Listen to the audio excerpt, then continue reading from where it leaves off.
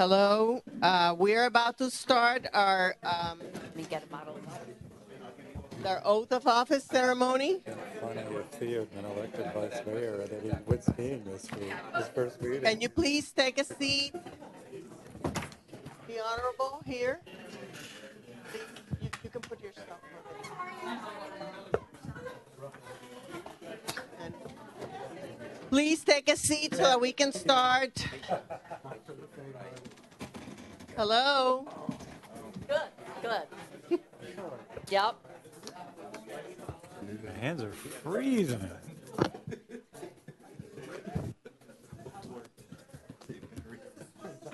Good evening, ladies and gentlemen. As you all know, we had a vacancy in the council, and we scheduled a special election for April 5th.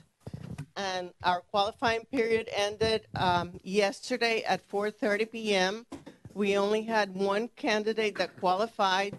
Therefore, he ran unopposed and is elected by operation of law. And that candidate is to my right-hand side, and it's Mr. Gary Gross.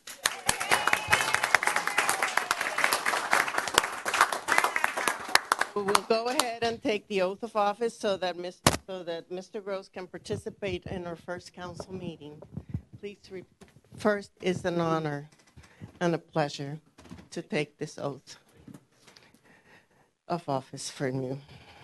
Please repeat after me. I state your name. I, Gary Gross, Do solemnly swear and affirm solemnly swear and affirm that I will support, protect, and defend that I will support, protect, and defend the Constitution and the government of the United States, the Constitution and the government of the United States, the state of Florida, the state of Florida, and the charter of the village of Key Biscayne, and the charter of the village of Key Biscayne, that I am duly qualified to hold office that I am duly qualified to hold office under the Constitution of the state under the Constitution of the state and the charter of the village of Key Biscayne, and the charter of the village of Key Biscayne, and that I will well and faithfully perform and I will well and faithfully perform the duties of council member the duties of council member upon which I am now about to enter. So help me God. Good. Congratulations.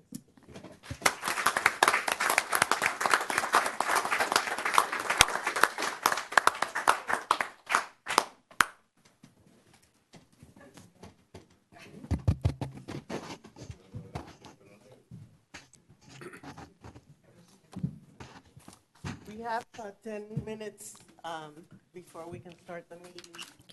So if you want, I don't know, Mayor.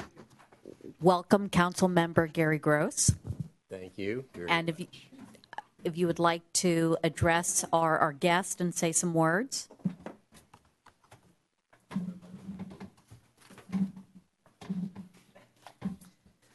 Words.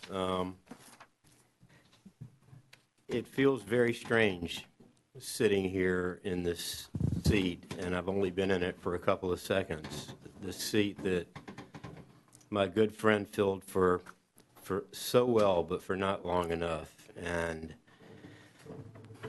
it makes me reflect on a conversation that I had with Jim before the last election.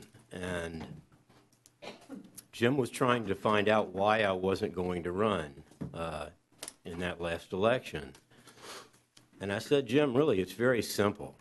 If I run, you and I are going to be running against each other.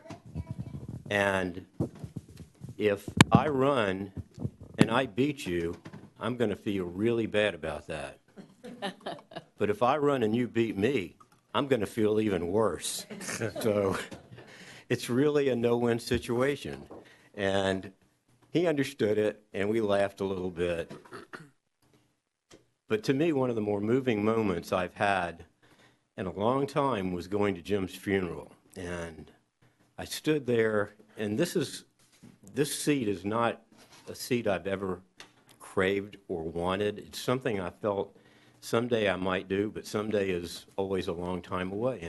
And I was standing there actually at Jim's funeral and watching all the proceedings and something just hit me, and I turned to Elaine. I think I did. Maybe I just thought it. I think I said it. And I said, you know what? I've got to do it. I now have to do it. So here I am, and I guess the fun begins.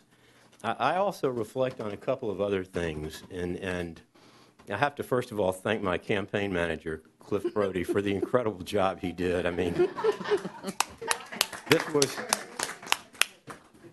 it was a challenge, but we finally pulled it out. But he and I were talking about a lot of things, and one of the things that Cliff said, and it's so true, we were talking about the olden days and what we did pre-incorporation and once we got to incorporation, and he said to me, you know what, we used to think really big. We did. We used to think really big. I'll never forget the election night when we won the incorporation by such a large landslide, and we were all partying and celebrating and having a great time. And I don't remember who it was, but somebody turned to somebody and said, what the hell do we do now? And we were incorporated. We had no village. We had no manager. We had no government. We had no departments. We had no nothing. And it was just amazing. It was an amazingly daunting thing that we had ahead of us. So we had to think big because we had to build a city. And we worked hard, and a lot of people got involved, and the community got behind us, and we did. And we built a great city. I'll never forget when we finally decided to acquire the coconut farm, which is now the Village Green.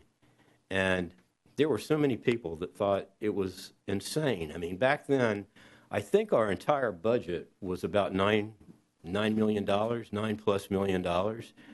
And here we were going to spend $10 million on a coconut farm. But we knew we had to do it. We had to think big. We had to know that for the future of this community, we had to have a lot of things that only that one piece of ground could provide to us. So we bought it. And I guess we're all pretty damn glad we did at this point right now. I think we have to start thinking big again. I think we have to start thinking real big because the challenges we did have are different than the ones we have now, but we still have plenty of challenges. We have a tremendous need for playing fields. Our school is overcrowded and way outdated. Our utilities need to be buried underground. We can go on and on and on the things that we need to do. And I really think, and I say this not only to my fellow council members, but to all of you there, and hopefully everybody that you'll be talking to in the future. We've got a lot to do. I'm here for one reason. I hope to be able to help do it. And we have to start thinking big again. And that's pretty much what I have to say tonight. And thank you so much for coming here, and I'm really honored.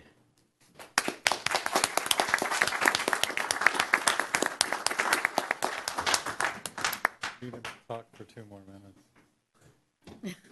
So, We still got 2 minutes to fill. I ain't got nothing else to say. Little soft shoe or? Would you like to take a picture with your family? That'd be great. Let's do that. Okay. Do you want to come over here with the seal? Sure. We actually should take one with the council. Well, we don't have everyone yet, but Oh, so much for that. well, yeah, I was going to schedule the official picture for the 23rd, but we probably we're going to have an executive session, so I'm have to defer it for March, but I have it already on the works. Good.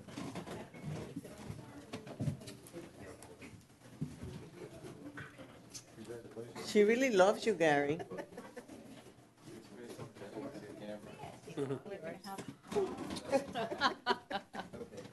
hi, nice to see you. That's so cute. This is my trophy. Nice to see you. Here comes Rosie. Wait for Rosie. Wait for Rosie. Rosie's coming. Yeah, this way, because we have a ramp here, Rosie. And we have a rail you can hold on to, the rail. I know you're fine, she runs. Kane is speaking.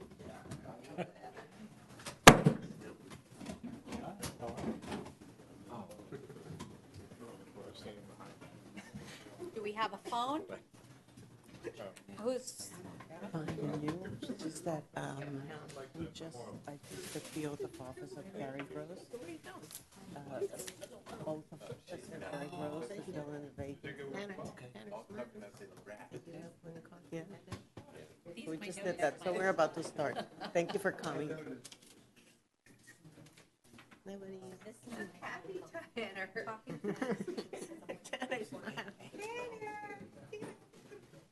Thank you, Mike.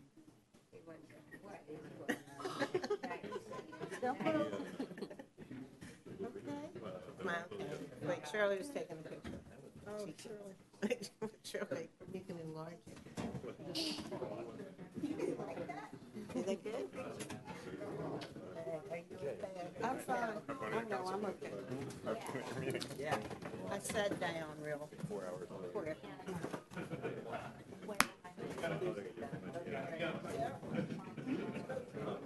Well, I think I have your text. I'll send it to you. Okay. How are you? Congratulations. It's amazing how there isn't any such thing as camera. I know, and you know, I'm dating myself, but I remember when we first put a camera function on the phone, I thought, why the heck did that camera? Right? Now you don't So carry anything. no, no. But the quality is so much better than it is. I'm sorry. You know, I figure everybody knows each other at this point. All right, we have a good meeting. Thank you. I did a little video too. Are we ready now, Mayor? I guess I did. I thought I It's a did. very nice floor.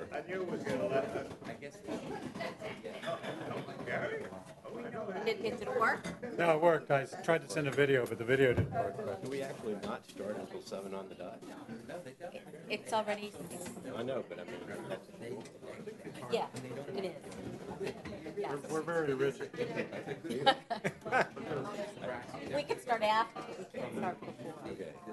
Always late, but never early. But never early because someone can say you did it on purpose, but not True. Yeah. Right. Good evening, ladies and gentlemen.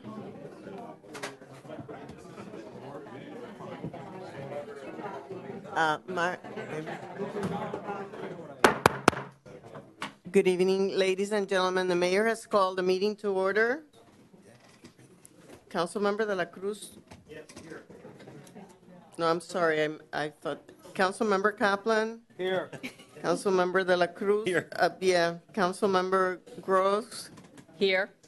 Councilmember Holloway. Councilmember Kelly. Mayor Lindsay. Here. Councilmember London. I already called you, but We have a your quorum. answer. We do have a quorum, and the mayor.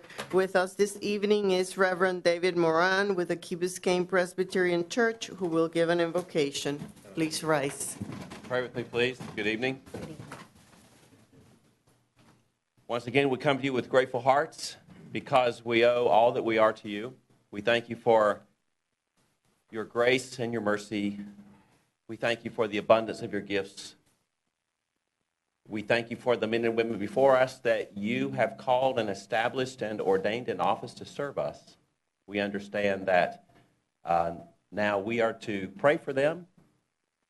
We understand that we are to support them and work with them for the betterment of our community, so we pray for them.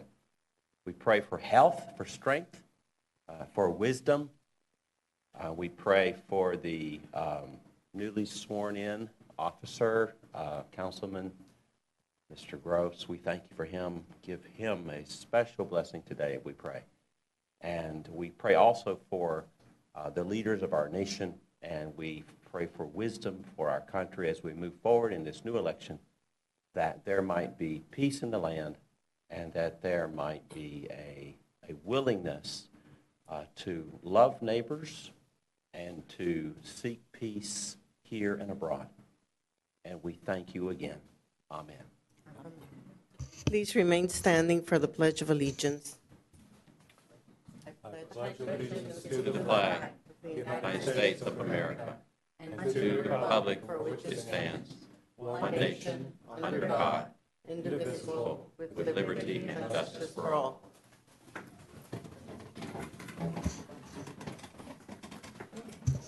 First item on the agenda, Madam Mayor, is brief comments by council. Good evening, everyone. I want to start the meeting by welcoming our new council member, Gary Gross. Thank you for your willingness to serve. You are a tremendous addition. We look forward to working with you. Welcome. Likewise, thank you. I just want to take a moment and thank our great legal counsel for 2 victories this week, both the Duran Duran concert as well as the victory over the entry block litigation and getting our legal fees paid. Very, very proud to have you serve us. Thank you. Myra, if I might, Yes. at Joy Freed's service today, there were a lot of remarks about the quality of this community, about the quality of Key Biscayne. There were a lot of Key Biscayners there to hear those remarks, which to me said a lot about why this community is such a great community. It's because of the people. A lot of people showed up for a beloved neighbor today, and it was very beautiful. And we all feel the loss of Joy Freed, Mortimer Freed's wife. Our condolences to the family, and thank you for being part of this community for so many years. Next item, Madam Mayor, is special introductions, status update on community center expansion project. Mayor, if I may, our contract manager, Paul Abbott, is stuck in the shift change on I-95 and the Rickenbacker Causeway as the workers go into night. He's running a little late, so I'd like to take this opportunity to bring forth the police chief at this point to give an update on the MOT and the last part of our traffic plans. Sure, please. And unfortunately, Mr. Abbott is caught in that very traffic, so. What a surprise. Good evening, Madam Mayor, Council. Welcome, Councilmember Gross. I look forward to working with you in the future. Thank you for allowing me to have this discussion with you early on tonight. My apologies, I've got my partner in crime back there.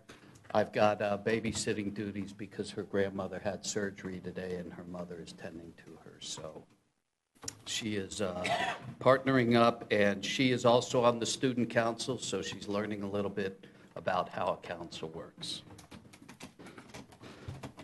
A couple of things occurred in our final traffic meeting with the City of Miami, with Miami-Dade Police regarding the boat show. A couple of very interesting items. First and foremost, something that was not to occur early on but will occur is the opportunity for anybody who lives on Key Biscayne who actually finds and does that prepaid parking on Arthur Lamb Road, where they're doing some of their exhibitor parking, and on the other parking area that they're prepaid, which is the Virginia Key Road. They're actually going to allow a left turn back southbound towards the Key for anybody who wants to do that. And so for Key Biscayne residents, that is a big deal for us. We tried to make it as simple as we could for anybody who did want to attend and have the opportunity not to have to leave the causeway, turn around, and come back. So that is something that is new to the MOT that wasn't there before.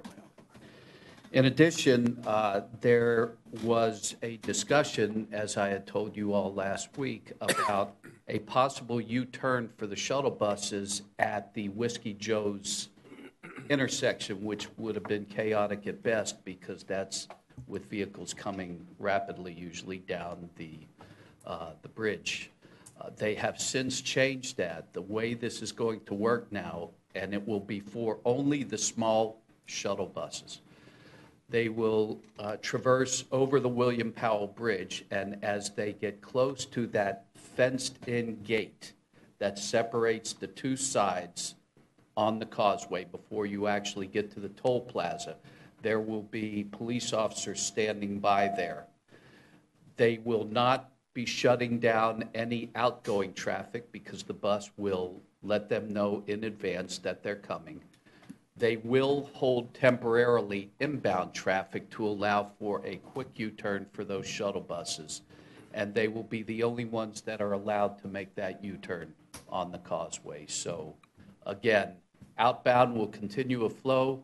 Inbound will be held up temporarily by city police while they make that U-turn for the shuttle buses. All large buses will have to traverse off the island, make their way around that traffic issue out there. Chief, make their way back. where do the little shuttle buses go? They're going to be shuttling people who are in those parking areas, the Arthur Lamb and the. So there's little ones and big ones? Yes, sir. The And big ones are already, they're all over the place, they're- and those are employees only that they're shuttling that are parked over there, exhibitors and employees who are putting their part of the show together. but they're making U-turns everywhere right now. Right, the MOT will not go into effect until Thursday. So right now, the causeway is open as much as it can be.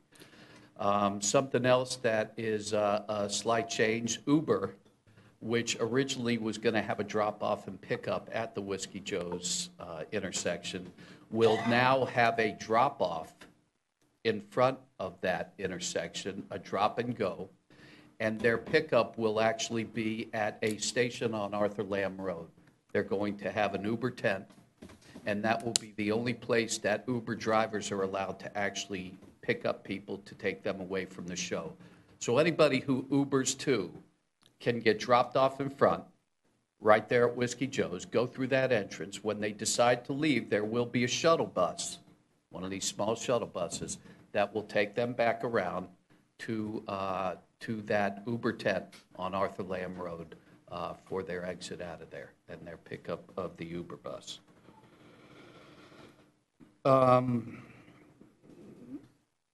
They are going to control traffic, and we talked about this through the entire event, that in order for this to work on the causeway and inland, that traffic has to be synchronized, that when these cops stop traffic, they all have to be on the same page all at one time.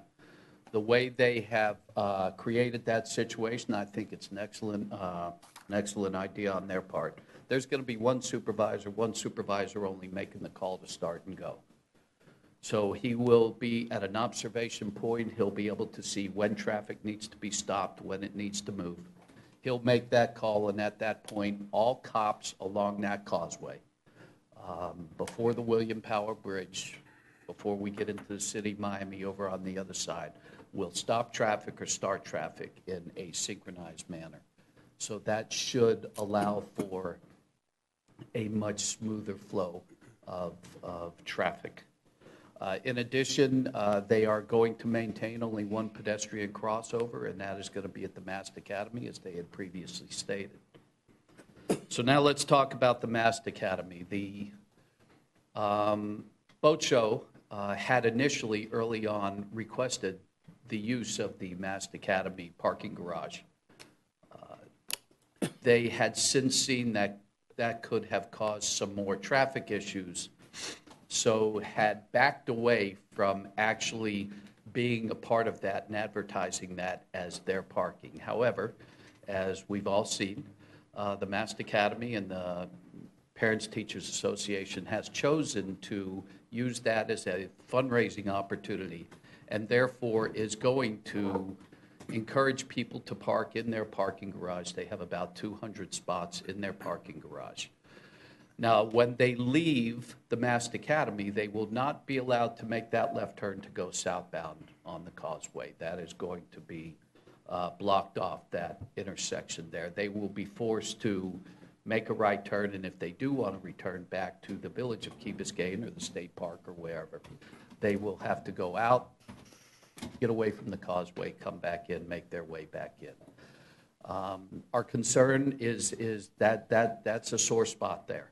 That is most definitely an area that could bring a burp, so to speak, in our traffic pattern.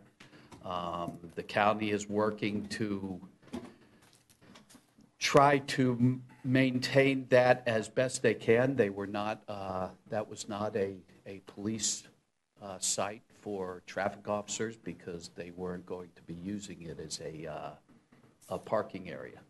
So we are going to, as we had said, the plan is fluid. If it becomes chaotic and it's a real problem, we're going to have to staff that and add that into the plan. But currently it is not. That is pretty much the changes that occurred in the last meeting. Questions? Can you tell us how many, in the ever-evolving parking scheme, how many actual parking spots there will be on the island and on Virginia Key? Okay, I could tell you that on Virginia Key, there are approximately 1,300 spots that could be used for parking. On Arthur Lamb Road, there are probably about 1,600, maybe 1,700 if they traverse all the way back. However, that's where the great majority of their exhibitors and their employees are going to be parking. So according to boat show officials, you're probably looking at 1,200 predetermined spots on Arthur Lamb Road simply for their employees and for the exhibitors. The positive about that is they come in at one time and they leave at one time. As far as the other parking areas go, the Seaquarium, which had originally talked with the boat show people about a partnership to use some of their parking, the boat show has also backed away from that because they realized that could cause even more issues.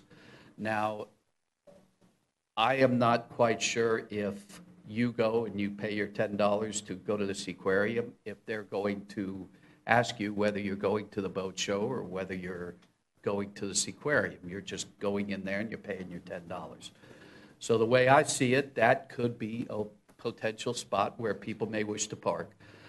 There could be an extra 300-500 spots in there should people choose to do that. However, again, there will be no pedestrian crossing there. Anybody who chose to do that would have to walk down to the Mast Academy to get across. There is also the Hobie Beach and those parking spots that are free parking spots that would go normally to beachgoers if they get there on time.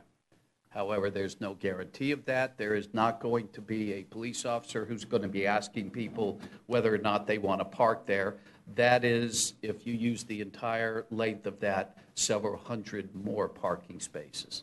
So all in all, if you were to take a look at available parking on the causeway, without talking about Crandon Park, because there is no shuttle going from Crandon Park, so anybody who did choose to do that would have a long walk.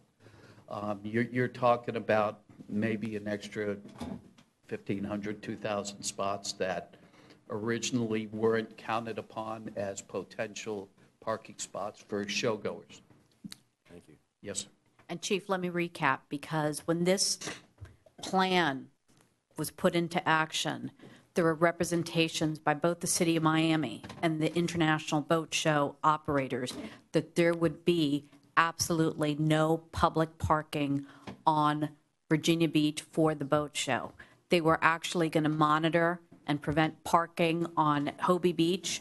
They wanted to make sure that the parking was preserved for the residents of Miami-Dade County and the users of the beaches. They also said that the parking that was on Arthur Lamb Road and on historic Virginia Beach were for the merchants, the vendors, and the VVIPs. Now, since then, there has been a 180-degree change. And I don't know if you all have had the opportunity to hear the commercials that are being power played on the radio and on the television, but they are in fact advertising public parking, and in fact, and that has changed dramatically. And now to recap on some of the changes that you've mentioned, they have added multiple traffic stops in order to redirect the shuttles and what have you. So that's going to cause some stoppage in movement and traffic movement. There's also the side parking, or the Hobie Beach parking, is now accessible. And I have to tell you, vendors are already taking it up. So it will pretty much prevent regular people to come to the beach and use that public parking, because in the morning it's already that is seems to be the parking of choice for the vendors. Just to So, touch on that really quick, I don't mean to interrupt. No. But I'd like to touch on a point as they go. There will be that orange mesh throughout the entire causeway. So anybody who decided that they wanted to park on Hobie Beach over there, again, they have to walk to the Mast Academy intersection to come back and then walk back to the boat show. So and the other change that hasn't been discussed is that the bike lane is now a pickup and drop off, and is going to be traversed by different vehicles. So as of today, I got an email from a cyclist who is instructing his friends to please use the third lane of traffic for safety purposes. So I just want to be clear with that I could touch on that because that is a major issue for the police is the bicyclists on the causeway.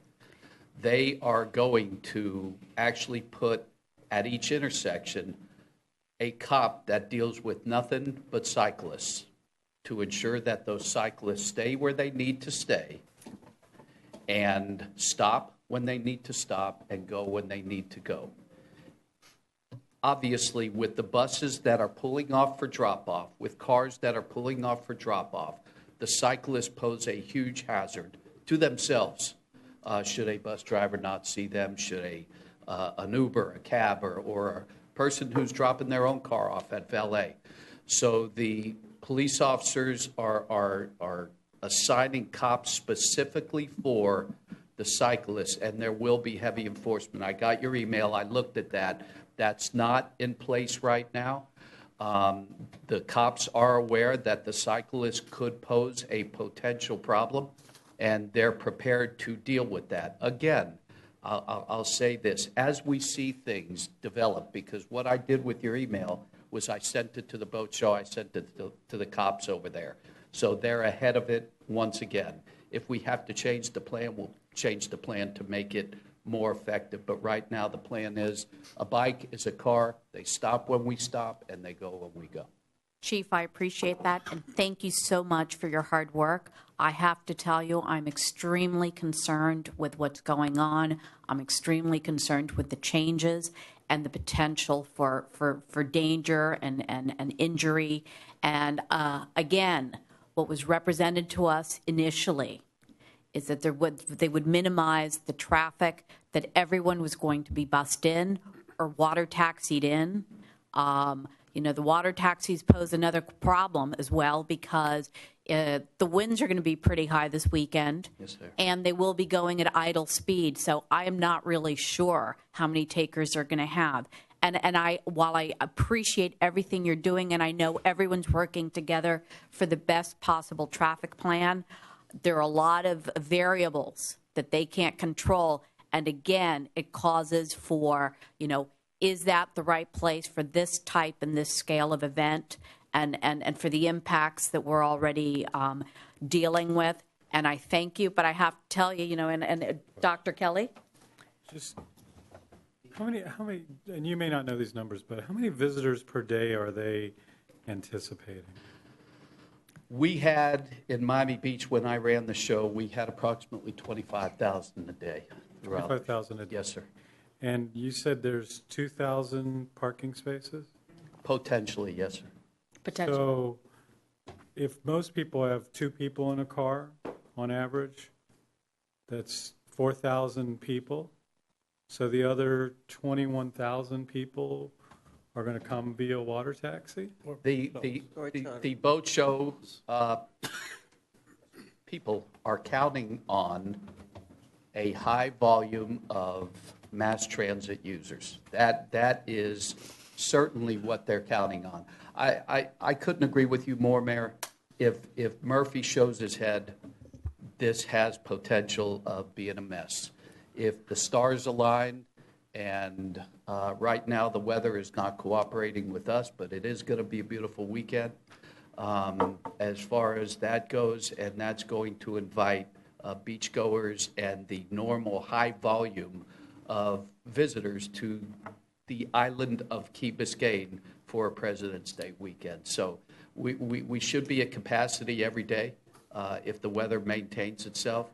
The cold part of the weather might dissuade some boat goers and some beach goers, and that may play itself in a positive way for us. But let there be no doubt, there's no room for error here. How does a bus make a U-turn at Brickell and the Causeway? Carefully.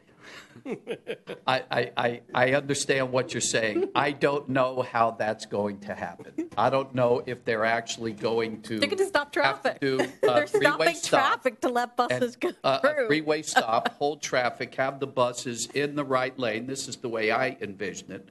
And they would make that sweep. There's room to do it.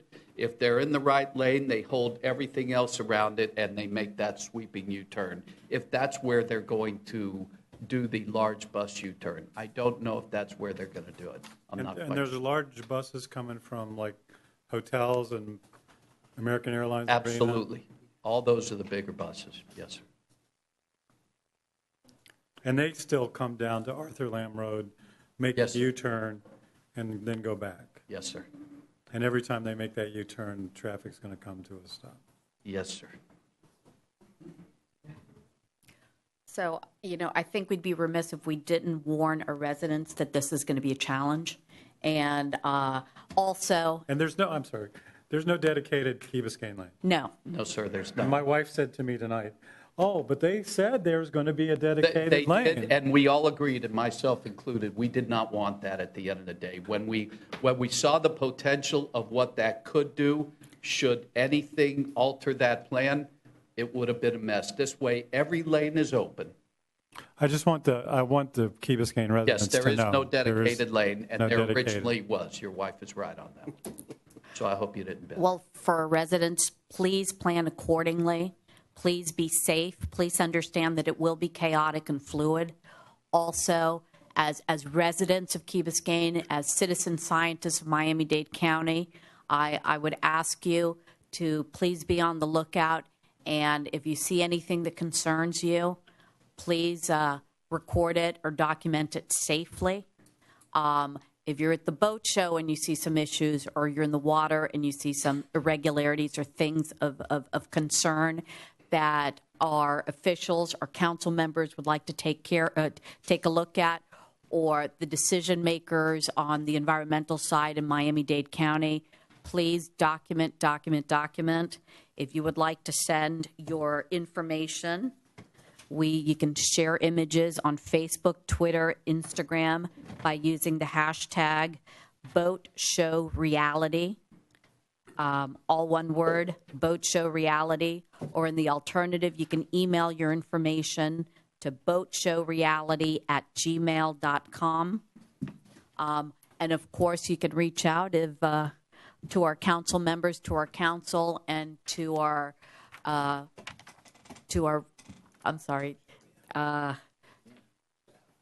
Miami-Dade Commission. Sally, I thought you were waving at me. Okay. I thought you had something to say, but in any case, we are concerned. We want to make sure that we understand the scope of everything that goes on. So please be vigilant, be citizen scientist, and help us to make sure.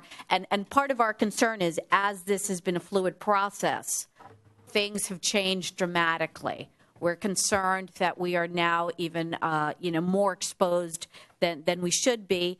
And keep in mind that these very people are responsible for self-monitoring.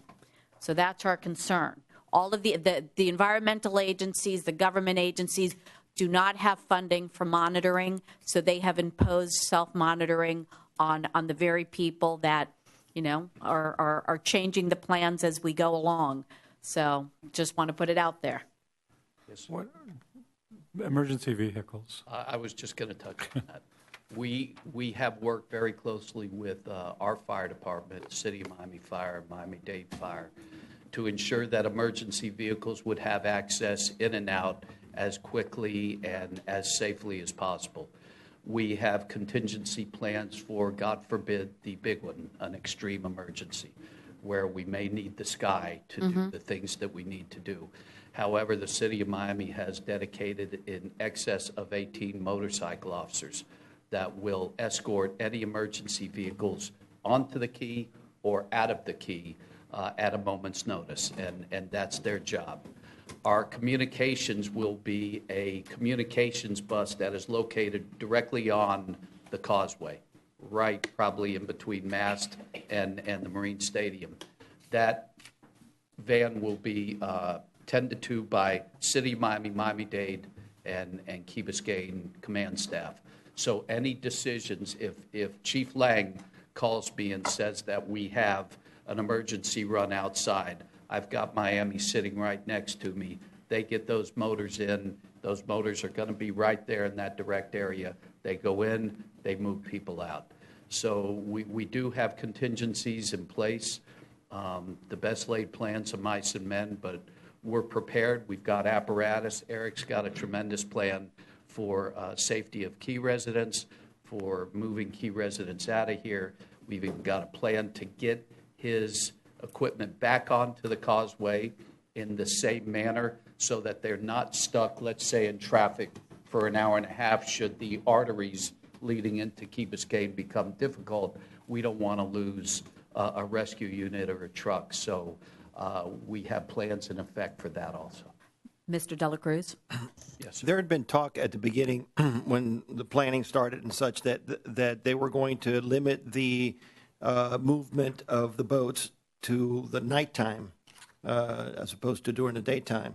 Has there been talk about that? The discussion that all major equipment during the move-in was to take place from 6 p.m. to 6 a.m. Yes, that they were not going because I mean to tie up the I've seen causeway. boats coming in and out I've during seen the day. some boats. I've seen some trucks. I haven't seen at this point. I have not seen them cause a slowdown as far as the ingress, as far as them staging and bringing their equipment to the show to set up. They are being sent by a stage director who is out there at their staging yard on Arthur Lamb Road. And they are given a specific time, and they are directed by a person right there on site when to leave, when there's an area open for them to go in, move their equipment in, and then come out. I'll tell you, it was looking very chaotic this afternoon. It was looking very folks, chaotic. This is a huge show. I can tell you that move-in can be very, very difficult. It was on Miami Beach, even with all our causeways that we had there. But they're not moving any of the huge vessels in. They're not taking up 2 lanes of traffic. All the huge vessels will be in water, and even the bigger ones will be at the Miami Beach Yacht Show off-site. So we're not dealing with that, but there's a tremendous amount of goods coming in to Key Biscayne, and there's no way around that. Do we have extra officers on duty? Is that going to incur extra Staff costs? max. You would think that this was the 4th of July. And is there extra cost for our village because of Yes, that? sir, and I submitted those costs to the NMMA for reimbursement. We'll get an accounting of those costs and the NNMA's. I have an accounting of everything, yes, sir. Just a cautionary note, it's not just the occlusion when traffic gets very thick, when people are moving in and out. We're already seeing instances where people that are driving up and down the causeway and don't quite know where they're going will suddenly make a turn and try to go in the other direction. I mention it because we're all used to free-flowing traffic on the ordinary course, and as of, I don't know, yesterday or the day before, that's not happening as reliably as it used to. I obviously came tonight, and it was dark, so I didn't see. But tomorrow morning, I'll be reviewing the proposed signage that we were supposed to have out there, which was supposed to be more than enough to be able to direct people where to go and how to go. Right now, again, it's staging, so I'm not quite sure that they're going to be putting up all those signs until it's game day, probably tomorrow afternoon into the evening. Well, I'll tell you, there's been a sign on I-95 since Friday, and it's announcing the boat show, and it's giving the dates. It does not give directions. It's simply for advertisement. So, it's amazing. Most events are not advertised in that way, but they're using, Federal Road. Very interesting. Thank you very much. Thank you all. Thank you. Thanks to your assistant, too, Chief. Thank you.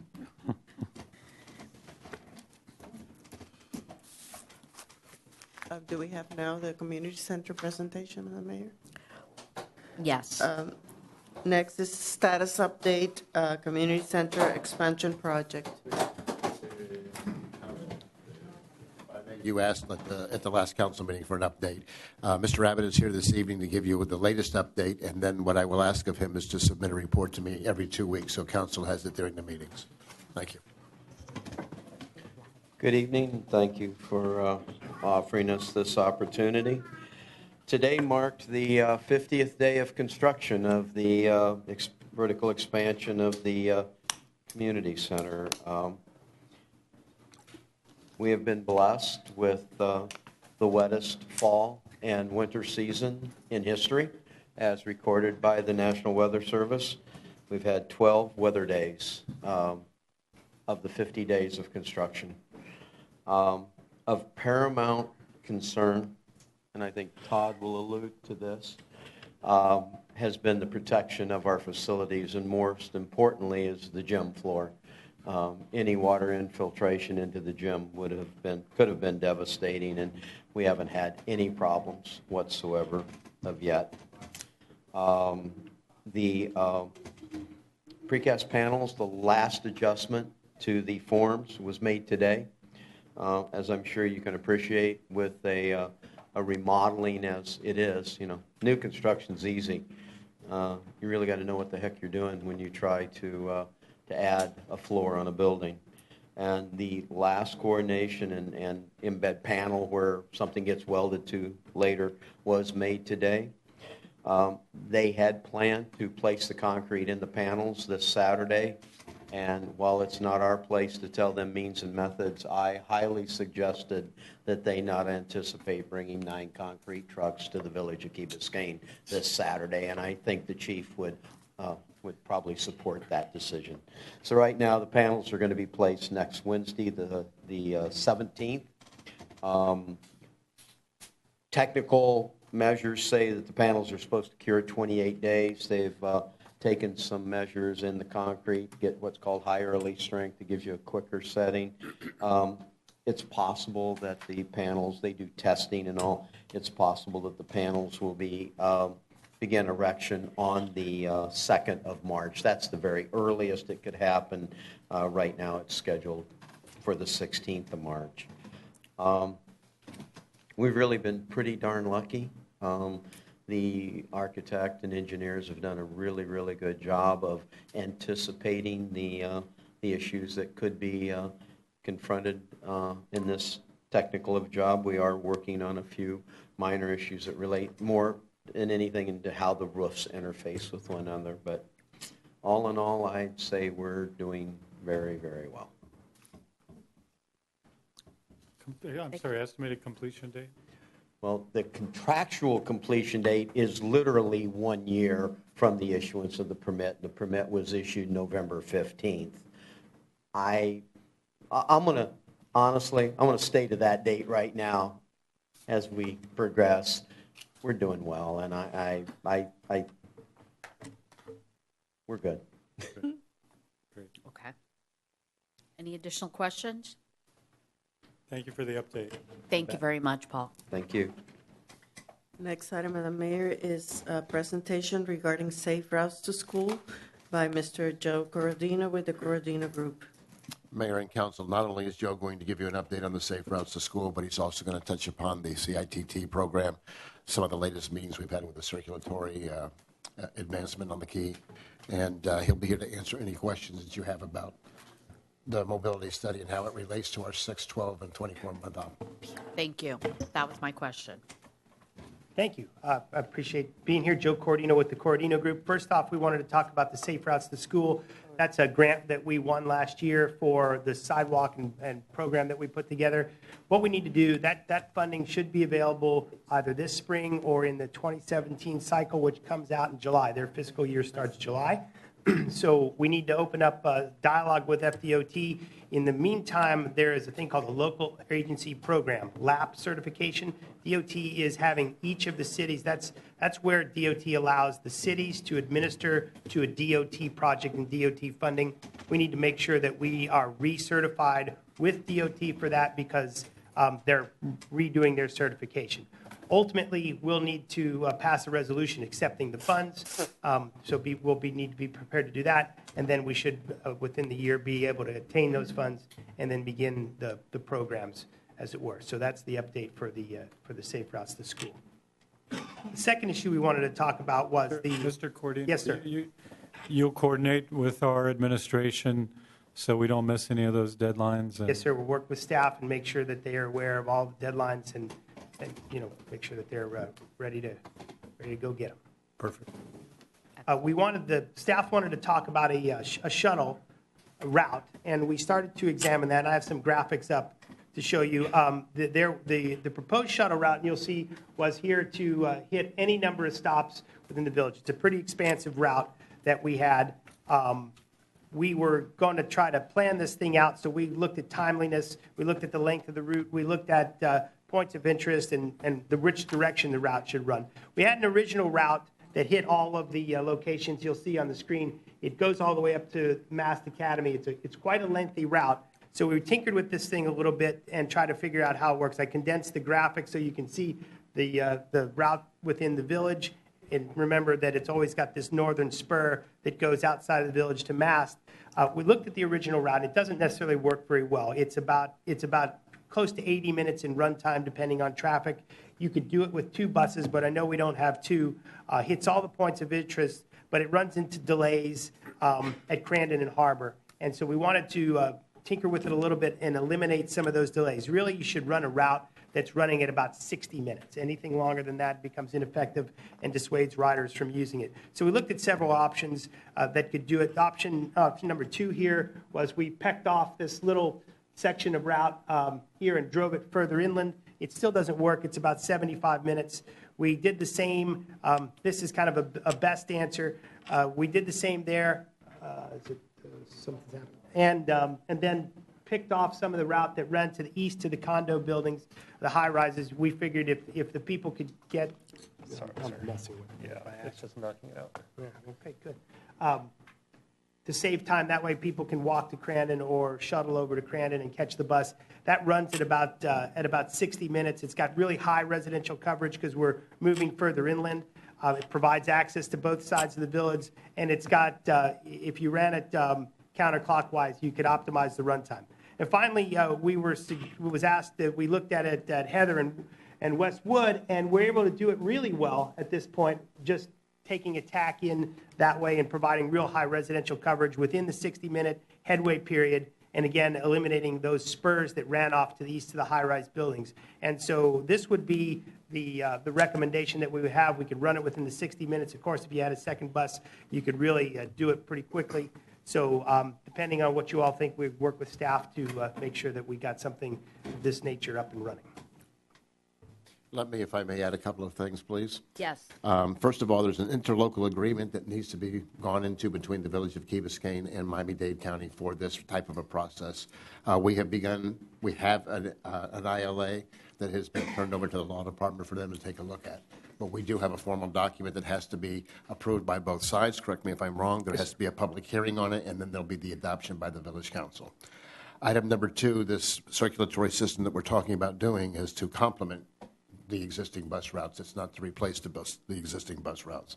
Number 3, the things that we need to do as we go forward is be sure that these meet the ADA compliance requirements, and they also meet the Title VI civil rights title. There's things that go along with bus shelters and bus stops. That's all part of the ILA. We've been working with the county on that, and like I say, I feel that probably within the next 6 weeks we can bring something back. One of the key components, though, was in fact being able to give them a circulatory route. And so we will look to the guidance of the council and their advice as to which one we choose, but the one that we choose will be a part of the ILA. And will this also have a piloting or a monitoring component where if we find that it's simply a great concept but doesn't work, that we are not stuck with it? Yes, ma'am. We told them from the beginning that this was a pilot program. What size buses are you anticipating? I think we need to start with the 45, the smaller buses, the kind of almost kind of airport shuttle buses, something that is about, I think it's the 45-seat version. Like the one we have. Like the one we have, exactly. Yeah, dual axle. not the great big long things. I guess we're going into residential neighborhoods and up and Well, down. that's my concern. Yes, sir. I understand. I mean, I think our streets are extraordinarily narrow. We don't have sidewalks. And kids and nannies walk in the streets in many sections, and you're adding Yes, sir. big vehicles where we already have a problem with big vehicles being used in construction sites. You know, I understand the advantage of having those buses circulate through the residential areas, but I think there's a lot of disadvantages as well. So I'm whatever plan, you know, we finally come up with, I want to hear more about it because I've got some concerns. One of the options we could use is, we'll have to compare the cost with the larger buses versus maybe a van size thing. You know, they have those, whether you can get them from Ford or Nissan or whichever, they're almost what people use as church group buses that seat 12 people or something like that. You probably get, we'll have to check the numbers, I can't tell you for sure, but if they're less expensive, perhaps you can run more of them and run the route at a faster pace and still get the ridership numbers that you're looking for. I've actually seen, and it was recently, either Saturday or Sunday up in the Dania Beach area, a vehicle called Transit. It looks like a small 12-passenger Right. van, but it has the look and the doors of the Aventura limousine truck that we've used in the past. And I'm thinking in terms of something like that. Yeah, I know the transit vans, yeah. Right. John, how many passengers fit in the village bus right now? Todd, 12, 24? Yeah, it's in the low 20s when we've used it before. Thank you. That should be large enough for what we expect to I would carry. expect so, yes, sir. Is there any opportunity to, I'm going to take Theo's thunder here, and driverless vehicles, those pods that you showed us before, is that too far away? I think it's too far away to implement with this type of program right now, but it's something that we would need to be focused on in the future, in the next couple of years. If we're going to do something right now on an immediate basis, this is your best option. Anticipating what Theo would say next, there's really nothing, am I right in this? There's nothing that we should be investing in now to anticipate riderless vehicles because they will work off of GPS and whatever technology, but there's no infrastructure that's required to be installed. Not at this time, no. Actually, from what I've read, most of the technology is designed to be immediately compatible with existing roadways and people. They're doing everything they can Right. because they know that governments won't spend for the infrastructure. We would, Right. but most governments won't. Yeah. So, You know, so one takeaway from that is if we were to do something like this, that is not in derogation of what can come later when the technology permits another methodology. do you know the biggest stumbling block to implementation to driverless vehicles is your brethren? And that because the liability now shifts from the driver of the car to the manufacturer of the car, that's just what's going to hold this up. Mm-hmm. To kill all the lawyers. Right, well, you know, you won't get an argument. Now, I guess an update on our priorities for the next 12 months. Mr. Cordino, we identified four items that we wanted to incorporate into a road safety improvements, and we would like your feedback on it. Well, the first one he's already addressed with the village circulatory on transportation in the 6-month column, but I would like to know his thoughts on the traffic light improvements, Right. where we would move forth and how we can expedite what we keep hearing about, because With the smart signals, you know, like we said last time, we're waiting on Miami-Dade County to make sure that system is compatible with their system, and then they are interested in rolling it out and using pilot programs. And I think what we need to do is monitor those guys, make sure that as soon as they're ready, that we're the first volunteer so that they can come and put that out of here. So that's something that we just need to monitor and make sure that when they're up and running and ready to test it, we're available. And we're doing that. We've been doing it for a while, and it's just at a standstill. But I guess that's all we can do. Glacial, I would assume, pace. Mr. Cordino, would it make any sense to do away with all the traffic lights put circles on Crandon Boulevard? We'd have to look at that and see how the actual flow would be, but when you start to, traffic circles do their job in improving the traffic flow. I would want to test it and run it through a computer so we made sure that, we didn't cause a complete disaster in doing it. But on its face, yes, traffic circles do eliminate the need for signals. Thank you. What kind of improvements did you identify, potential improvements, did you identify of any for the intersection or just west of the intersection of Harbor and Crandon, specifically the entrance to the Oasis, the entrance to the Harbor Plaza Mall, and the St. Agnes traffic circle? We seem to have a real problem at those different access points. I don't recall exactly what we said for those. I'd have to go get the report and look back at it and give you, but I'll go look at it when I get back and shoot you an email and let you know. Okay. And again, for our priorities, we actually identified, obviously, the safe routes to school that we will be working on, and you gave us a time frame for that. We did consider extending the green bike lane through the village. We also, Mr. London, we're interested in expanding our sidewalk grid and street lighting throughout the village. Is that contemplated as part of safe routes in addition, I'd have the to lighting? check, but yeah, the lighting should be a part of safe routes. I'll have to go confirm because that's important to make sure that you can see Okay. the routing. Road and roundabout maintenance and improvements, and I think that harbor issue is a hot spot. And so if we could, yes, Mr. Manager, and then Luis, you'll be next. In what you're doing, Yes. Joe, I think what we need to focus on is these items. And using the safe route to school, there's a requirement for prioritizing. Mm-hmm. Taking what we're talking about now, prioritizing the program that you developed, and then bring that package back to the council. Will do. And we'll be doing more than one thing at the same time, and it all requires council knowledge and action anyway. But we can tie in what's being said with because we will have to prioritize those projects and come back to council once we get the final letter on the document, right? Yeah, both the safe routes and whatever you want. We'll tie in your concerns. Okay. Mr. Dela Cruz.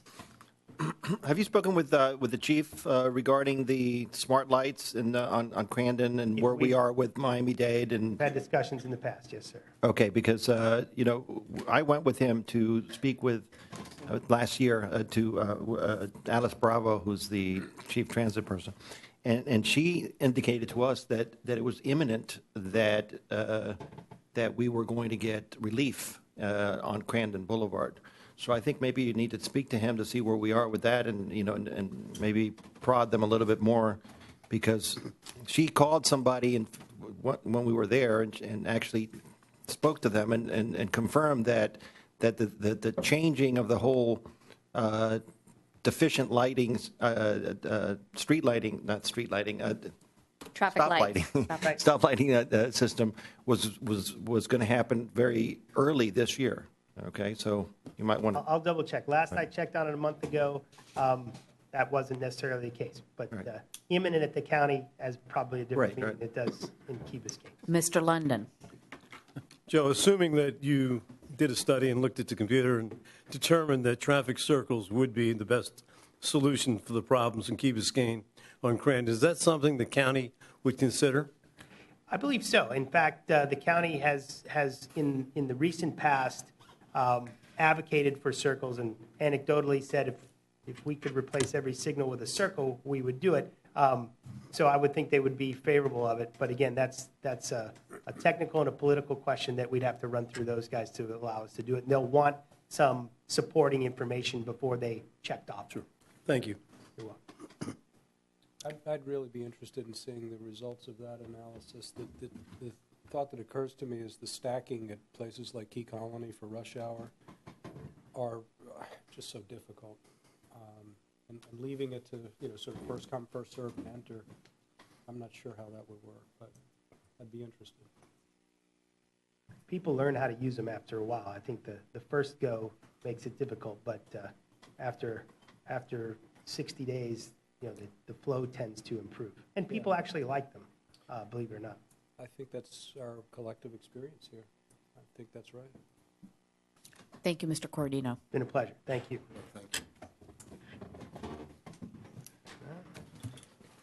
Next item, Madam Mayor, is public comments. We do have one speaker. We have one speaker, Clifford Brody.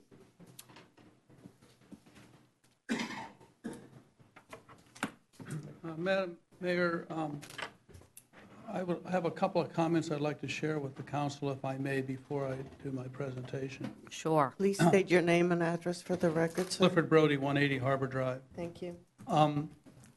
With regard to the boat show, we might want to consider spending a couple bucks for some aerial photography of the traffic jams that are sure to happen, because we're going to be fighting this fight again next year, I suspect, and a picture could be worth 1,000 words. My other comment is regards to the bus routes. The suggested bus route doesn't go by the school. When I drove the trolley for Doral, a very high percent, that route went past the elementary school, the middle school, and the high school. And a very high percentage of the passengers on the bus related to the schools. That route, when I first drove it, it was well established already, but a lot of the kids actually rode the city bus to school. The parents would wait at the bus stop with their kids, and they felt comfortable that once they got them on the bus, that the bus driver, who they knew because it's a bigger town than this, but still a small town, would see to it that they got off at the school and nowhere else. So I just pass that along. Thank you. My presentation is about the village bus, coincidentally.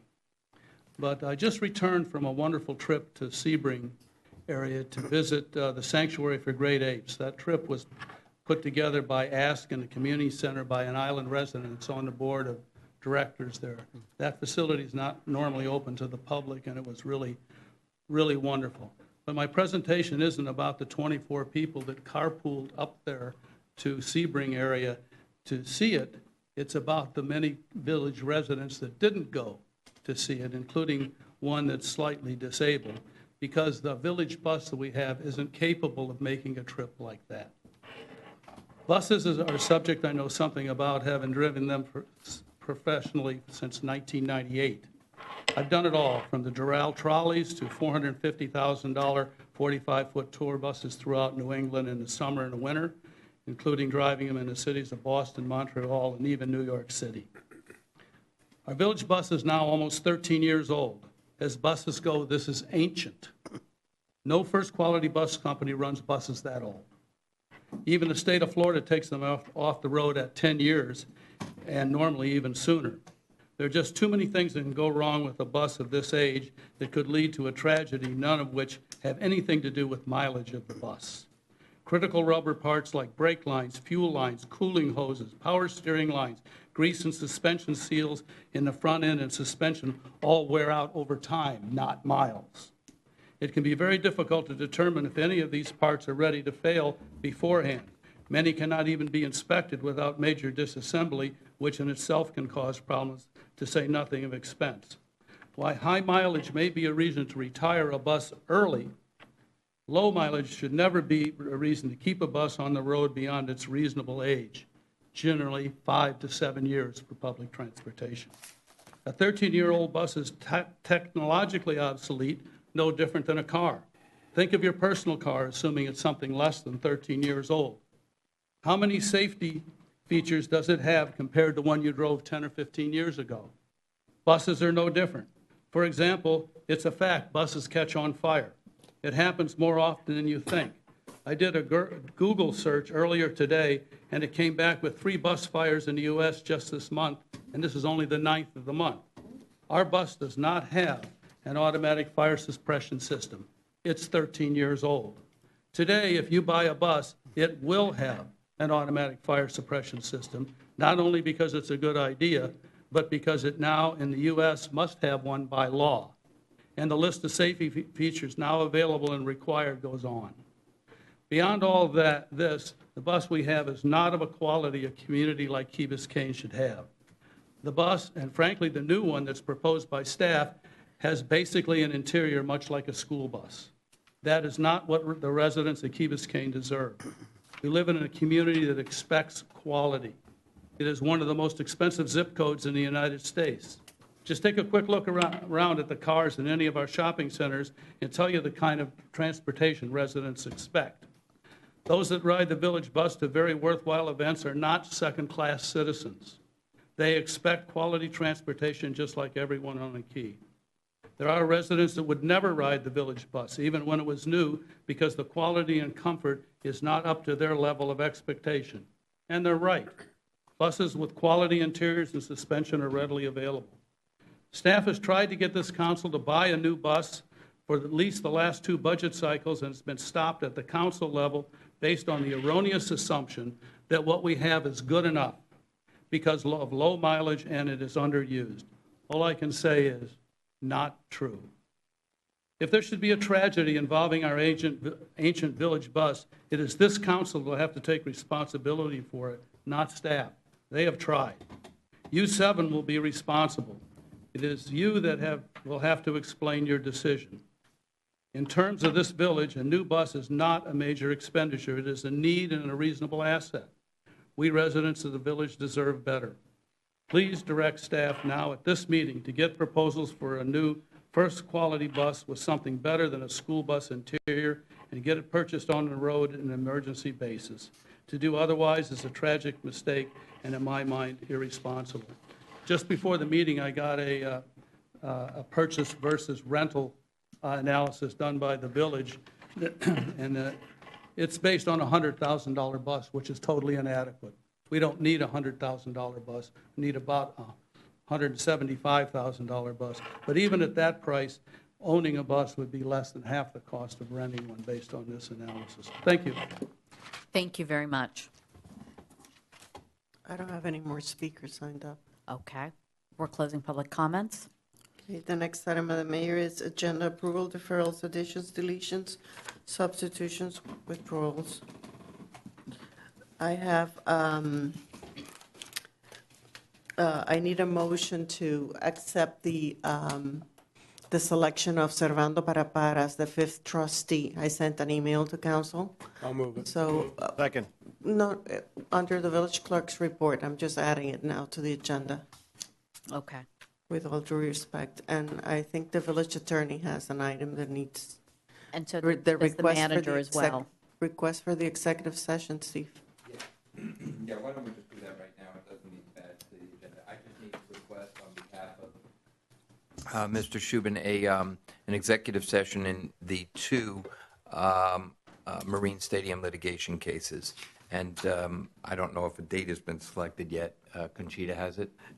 It hasn't. I was going to propose prior to the next council meeting, and Shubin and Bass is available on that day, February the 23rd at 6 p.m. They said 1 hour would be enough. Is everybody okay with that date? That works for me. Okay, I'll send a reminder out. Okay. Thank you. Thank you, Steve. Thank you. Mr. Manager, did you have to add something? Did you Just want to add? a 30-second update. The RFQ for the professional services went out this afternoon. I just wanted to update the council on what the timelines are with the RFQ. Do we have any additions or deletions? Conchita, we're supposed to do the photo. You're moving the photo to a different day so that we'll do Right. the, I'm going to try and see if I can get the photographer for the first meeting in March. Okay.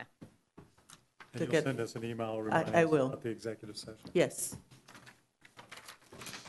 Okay, is that it?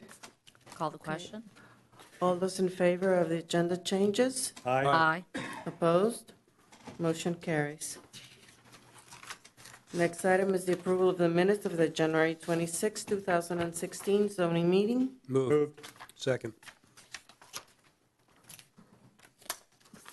Discussion? All those in favor? Aye. Opposed? Motion carries. Next item of the mayor is the second reading of an ordinance of the Village of Key Biscayne, Florida, creating the Water and Boat Safety Committee, providing for severability and providing for an effective date. Move. Second. Was it Councilmember Kaplan? Yes. Kaplan Thank you, and and Kelly. Opening the floor for discussion. Council, or Just very briefly. Yes. This is second reading. We made the changes that you asked for, including the membership down to 5 people. Yes. And also that the council could extend the existence of this committee by resolution, so you won't have to come back and amend this ordinance if you choose to extend the original 2-year term of the committee. Okay, we've had individuals who have addressed this council on numerous occasions who actually were the reason why we contemplated this committee. They have reached out to me and they're interested, but I'm also inviting residents who are interested in serving to contact me. And council members, if you have any recommendations, please contact me. Madam Clerk, if we could I'd like to appoint individuals 2 weeks from at our next meeting, if we can add. The 23rd? Yes. Okay. If the council has any nominations, they should be submitted to me, and then I'll pass them on to you. Thank you. With all due respect. Mayor, this is an ordinance on second reading, which is a public hearing if Right. anybody wishes to speak to. We need to open the public hearing. I'm opening this ordinance for public comment, public hearing. I don't have any speakers signed up. I'm closing the public comments. Please call the question. One little nit, it's 5A. It's a capitalized Roman numeral 1. Yes. The rest of the items are small case Romanettes. Sorry, my computer does that sometimes automatically. An autocorrect? Yeah, I apologize for that. Thank you. So I'll do roll call. Please. Councilmember Cross? Yes. Councilmember Kelly? Yes. Mayor Lindsay? Yes. Councilmember London? Yes. Councilmember Kaplan? Yes. Councilmember De La Cruz? Yes. Ordinance is approved to second reading. The next item of the mayor is the capital project authorizing resolution of the Village Council of the Village of Key Biscayne, Florida, selecting the Carpet Boutique 2 Incorporated for the replacement of carpeting in the Village of Key Biscayne Community Center, providing for authorization and providing for an effective date. Moved. Second. Mayor and council, if I may, it is recommended that the village council approve the attached resolution authorizing the village of Key Biscayne to purchase and install 304 yards of carpet to replace the existing original carpet. The village received 3 proposals to perform the scope of work. The 3 proposals are attached. The lowest proposal was from a company called the Carpet Boutique at $14,387. This work will be scheduled after any second floor construction activities, if they are required, take place in the game room. Thank you, Manager. And I will be opening this item up for discussion. I'd like to start by saying thank you and finally. Anyone else? Overdue. Way overdue. Thank you. Please call the question. All those in favor of the resolution approving the purchase of carpeting for the community center? Aye. Aye. Opposed? Motion carries. Council, thank you. The next item of the mayor is a resolution of the Village of Key Biscayne, Florida, indicating the official intent of the village to issue tax-exempt bonds in the amount of $2,100,000 to finance the cost of various capital improvements and land acquisition, and to use a portion of the proceeds of such bonds to reimburse expenditures paid or incurred prior to the date of issuance thereof, and providing for an effective date. Move. Second. Let me open this up for public, Yeah, just very briefly. council discussion. This is a pure ministerial requirement under the tax code. If you end up financing, and this is not a decision to finance, okay? If you do, in order to finance all your expenses leading up to that decision, as part of the financing, you have to pass this notice of intent that you may do it. So this is in no way making a decision that you're going to borrow this money, but it protects you in the event that you decide to finance it. Then we can incorporate all costs and expenses within the financing. That's the sole purpose of this. You'll see down in Section 2, expression of intent. Okay. And as it says, this resolution is adopted solely for purposes of complying with the requirements of the Code of Federal Regulations, and no bonds are being issued hereby. So this doesn't bind us to anything. Does not bind us. Gives us the There- ability. Nothing. Doesn't It bind. just makes sure that if you do finance things, you can include the cost leading up to it. Dr. Kelly? Do we do this for every project where we? Yes, And so when we did the Crandon Boulevard? same thing. So we have to do it in anticipation. Exactly. And we couldn't pass something that would just allow us to do it in perpetuity, so we wouldn't have to pass this each time we. No, go into it's a with project. regard to each potential financing. Okay. But And it's regarding the reimbursement of monies spent previously, not the Yes. financing itself. Correct. So we just have to rely on you to remember Yes. to do this. And we discussed that we had several strategies. We weren't You may, quite. you may issue a this is- larger bond issue and Which was the finance a idea. number of things. That's Correct. fine. This covers us so that we can include whatever expenses you have. Any questions? Only, where are we in the process of looking at borrowing? It was Lourdes tasked with Yes. coming back to us with a borrowing plan for the 2.1 million? She was, but then we also discussed that we might want to have this be kind of rolled into a larger bond issue for more, for other projects. I remember something different. I thought she was tasked was to get back to this meeting, basically check the market, this type of bond. We talked about 10-year bond, different maturities, and she was going to come back with numbers tonight, but I guess. That's exactly maybe what next- happened. You're Yeah. just 2 weeks behind. The statement was made 2 meetings ago. We brought her back. Yes, last meeting, she was not charged with doing anything moving forward. Her attempt was to answer the types of questions that you've just posed. So that's what she did at the last meeting. Moving forward, in answer to the question, I have not directed her to take a look at anything more than the 2.1 that we're currently trying to move from the Land Acquisition Committee to do the closing. You have priorities we will be discussing tonight, and we will be discussing in the near future where we may need bonding if we go forth with underground power utilities or purchasing of property or something like that. So she was not tasked to do anything more than make the report that she did last week. I guess my memory has failed me. I remembered completely different. Like that. That's okay. My age, those things happen. Mr. Gross and then Dr. Kelly. I just want to clarify that we don't really have any intention of floating a municipal bond issue for $2.1 million, because that would be extraordinarily inefficient, and that the entire intent of this resolution is to incorporate the reimbursement for this property into a much larger municipal bond issue if and when it occurs, correct? Yes. That is yes. At least That is my understanding anyway. that is my understanding as well. She was actually tasked, okay, you're right, Gary, was not talking about going to bond issuers. Correct. Underwriters, but rather, and basically in the past, she's gone to banks and other people who purchase our paper and to find out in today's market what kind of rate we could get from the paper, not going to underwriters to see what the market was. Right. So that's what I understood. That's what I remember her supposed to do. Dr. Kelly? I know that there remains interest among some members on this council to replenish the land acquisition trust so that the balance in that trust is not diminished down to $7 million, but would refill back up to 9. And I'm not sure where we stand in the process of trying to do that.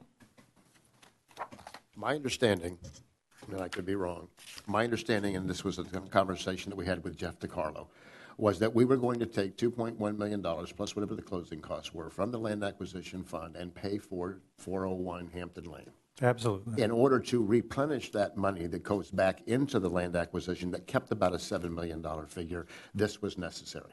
In order to draw money for the 2.1 reimbursement, it was going to be based on whatever our larger demand, our larger bond programming was. And we hadn't gotten to that point yet. And that's why when council says that this is something that we can do in the future, we will all have to remember that if we borrow $15 million to start doing something, that we want to be sure that 2.1 of that goes back into land acquisition. And that's my recollection. That was our thought process, and it goes to Mr. Gross's comment that it would be woefully inefficient and costly to float a bond for 2.1, that you want to roll it into a bigger bond issue. And I think Mr. Dela Cruz is nodding his head in agreement. Yeah, absolutely. But we want to do that sooner rather than later. It's why we're prioritizing and we're trying to give deadlines. I'm not convinced that that's a reliable plan, and probably what we'll need to do is bring it back for further discussion at another Fair enough. meeting, because, I depending on the memories and the goodwill and those types of things are not always reliable.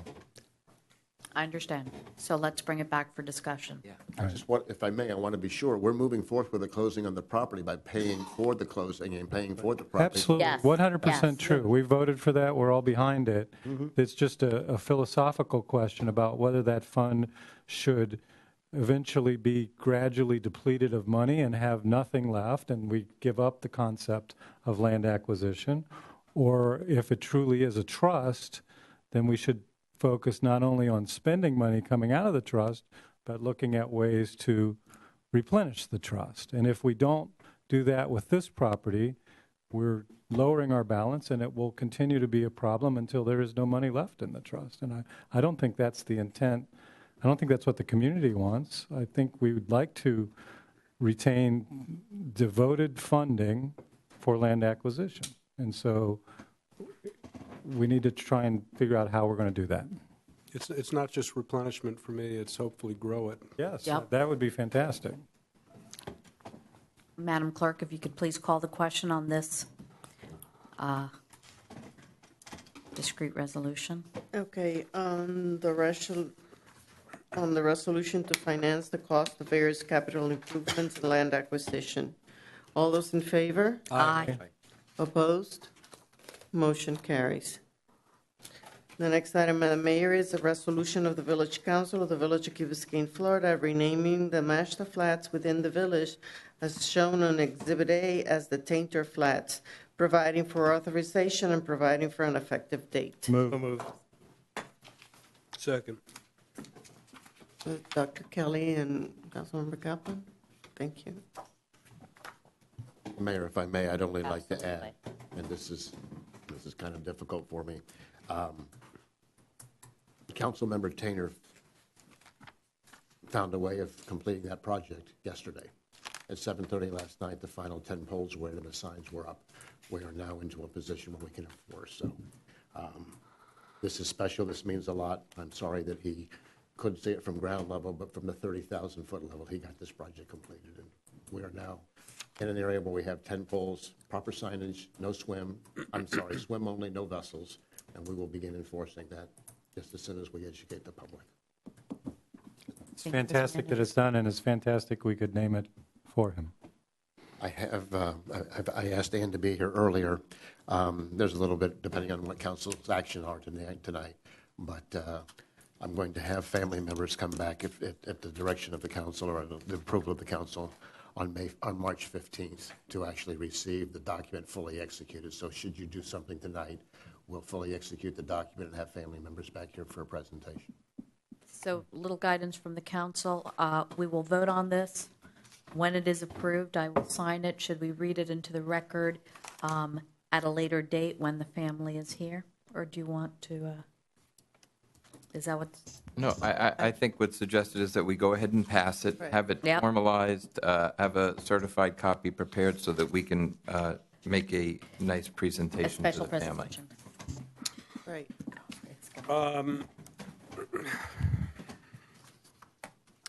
Two things.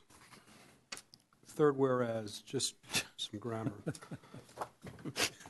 Syntactically, I'm not sure with great sadness really follows grammatically in that paragraph, and then tirelessly has a typo, tirelessly. Thank you. You are tireless if you're in a boat. Yes, that is true, unless it's one of those amphibian vehicles.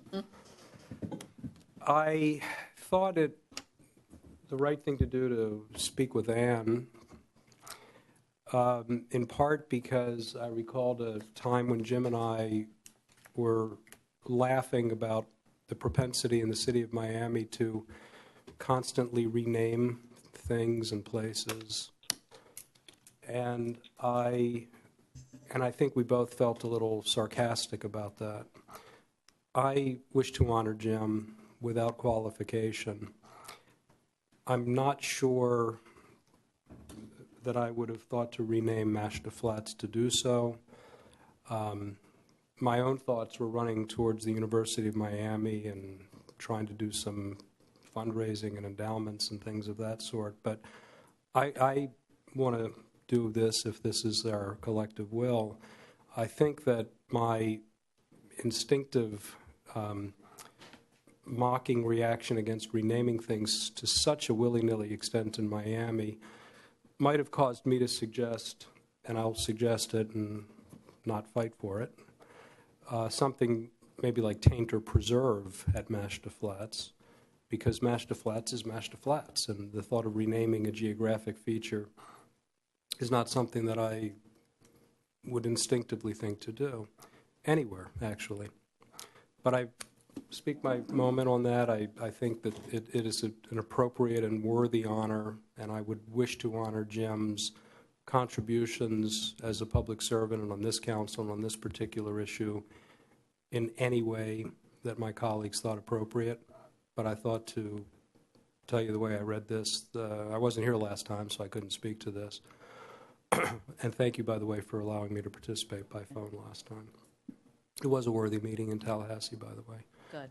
That's my idea was to sort of subdivide the Mashta Flat. Mashta Flat is still Mashta Flat in that portion of it that extends beyond the village's boundaries. But within the village's boundary, it would be the Tainter Flat. So. And I do have to say that it's not the policy nor the practice of this, or historically of this council or any councils to flourish naming opportunities everywhere, and this is incredibly special. And so I think it is something that is unique and not to be repeated, but it's something that I think is meaningful in this situation. I just wanted to speak my mind, and I've done so, and I'll vote to support it. Call the question? Please call the question. Okay. All of those in favor renaming the Mashta Flats within the village as the Tainter Flats? Aye. Aye. Aye. Opposed? Motion carries. The next item of the mayor is reports and recommendations. Mayor and council members, ranking of 2016, council priorities. Mayor Lindsay.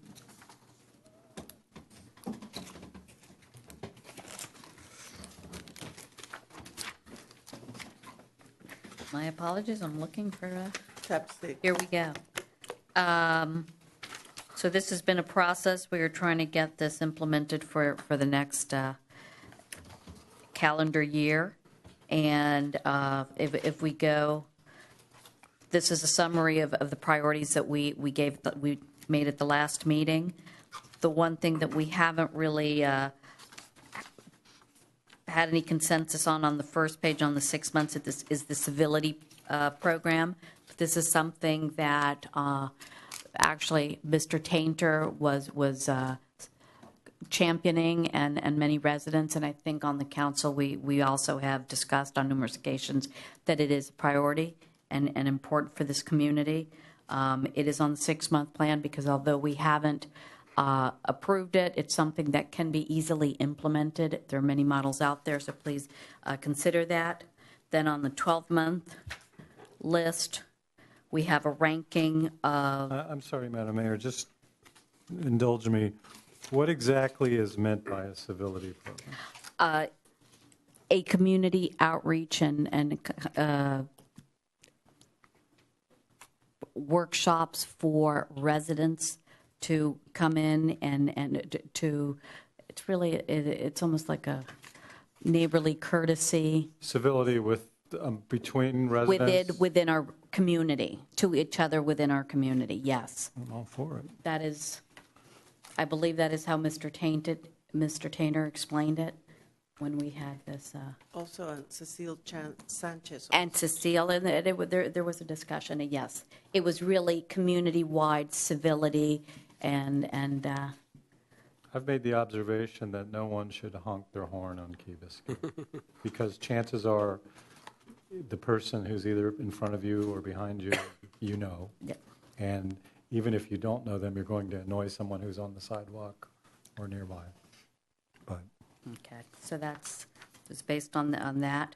Then on the 12-month program, and it actually, this is in particular order, so we want to strike the in no particular order. And there are a couple of typos. Where? Where am I? Addressing environmental and safety impacts to the village resident, that's not part of our street safety. So under the bullet points, Well, it was because boat show, I guess. yeah, but it's really not a. that was a strategic plan priority. So where would you like it? It is ongoing. I would say would be number 5. Parking garage should be 6. Okay. And that was lifted directly from our strategic plan. And I'll move the other ones, 6, 7, 8, 9. Excellent.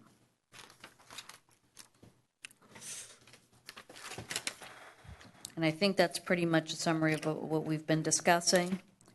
Does anyone have any suggestions, any concerns? Mr. Gross? This sort of furthers what I said in our pre-meeting comments, and I think that we have a significant need to acquire properties for all kinds of reasons and all kinds of purposes, and I think that we have obviously an extreme shortage of properties that can be acquired, and I think one of the things on our priority list, whether it's 12 months, 24 months, can be discussed, should be a thorough evaluation of all properties within our village that could conceivably be acquired, develop a tentative plan for how they might be acquired, and then kind of rank them in terms of target to see what's in store for us, because we have so many things that we need to deal with, all of which need land, and we have so little land to fulfill those needs.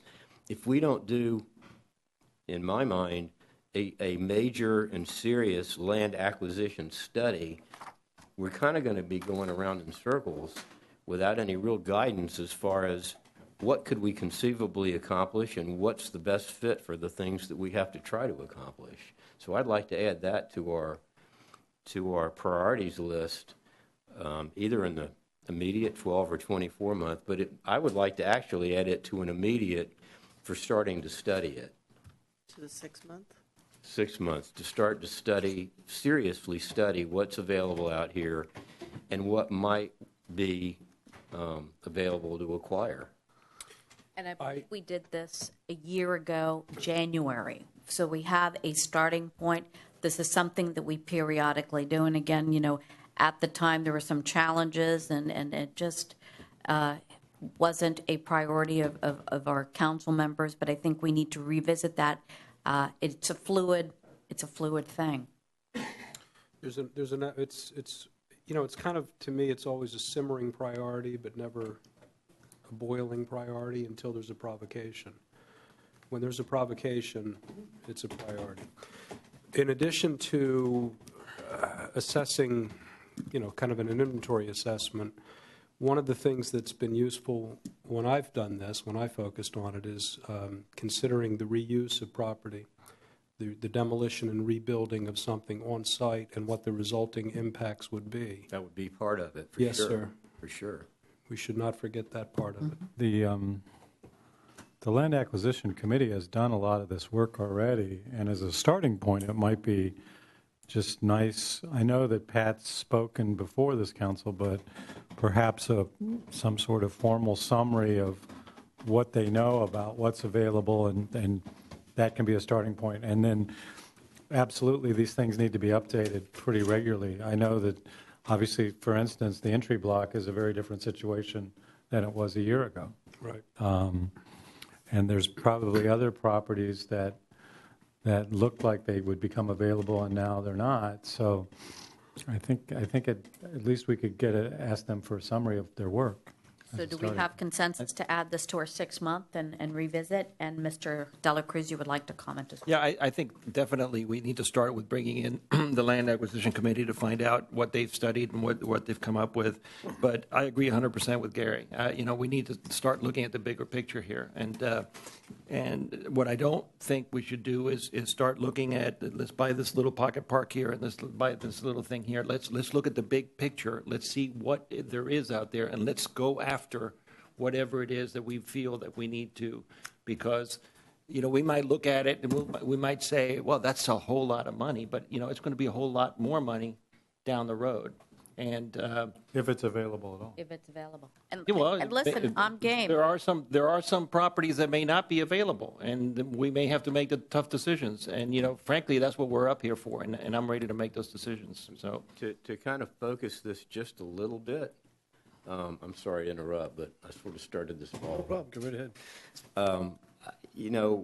We have to do targets. For example, we know we need to have some more playing fields. Well, there's some properties that might be good potential candidates for those playing fields and others that wouldn't. We know that we are looking potentially to do something with the school. There's some properties that might be applicable to that and some that wouldn't. So I think if we go after looking at properties to fill a specific need, as opposed to maybe not just necessarily parks, it might get us a little bit further, a little bit faster. Sounds good. Mr. London. I would just suggest, in regards to the properties and the priorities, that we have a scorecard, and that every month we receive the scorecard so we know what progress we're making, who's in charge, who's responsible, where we're going, how are we getting there. We can look, get feedback, and then possibly change, possibly say, fine, change priorities, or keep moving this way, but have a constant input, say on a monthly basis, of a scorecard. Works for me. Good idea. Yep. Would you like? So that at the end of the year, we said, well, why didn't we do these things?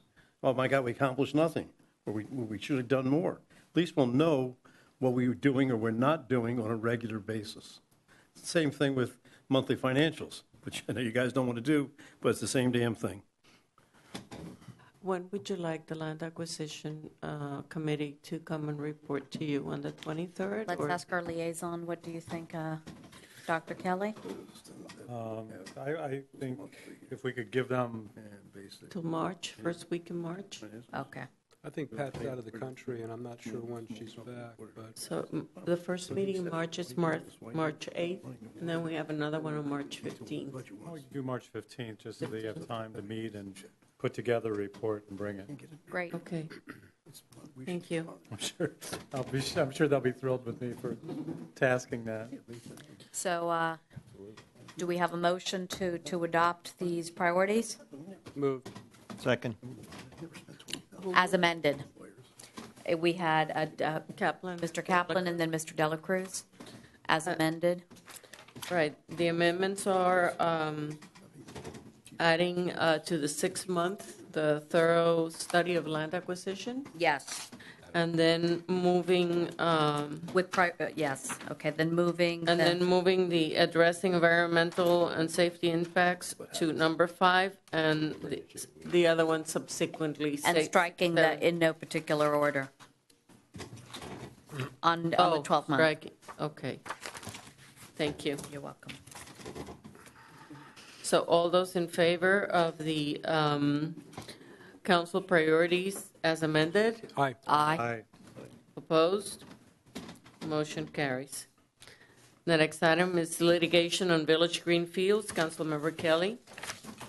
I'm going to defer to our village council to update us on the letter he sent out and where things stand.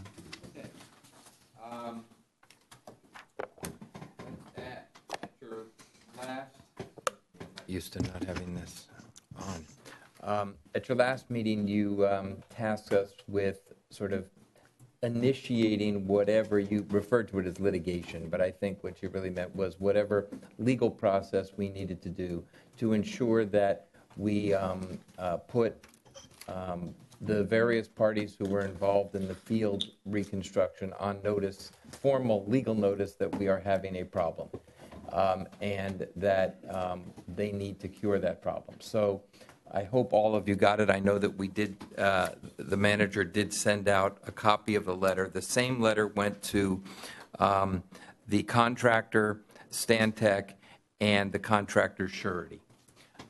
And we have asked for a, what we call a pre-default meeting, which is required under the bonds to the extent where we may go against a payment or performance bond for any damages there. So we've asked for that. The Green Source has already responded back that they're available this week for a meeting. We're trying to schedule it for Friday, Monday, or Tuesday. So we have sort of formalized our process in terms of making a demand that these fields be corrected. And hopefully, as a result of a sit-down with lawyers, and I don't know whether that'll make a difference, but maybe we can identify what the problem is and who intends to cure it. And if we can do that, wonderful. And if we can't, then I'll talk to you each about what the next step is to go forward and fix the problem. But the goal here is to fix the problem. It's not, I mean, we're not looking to be in a fight.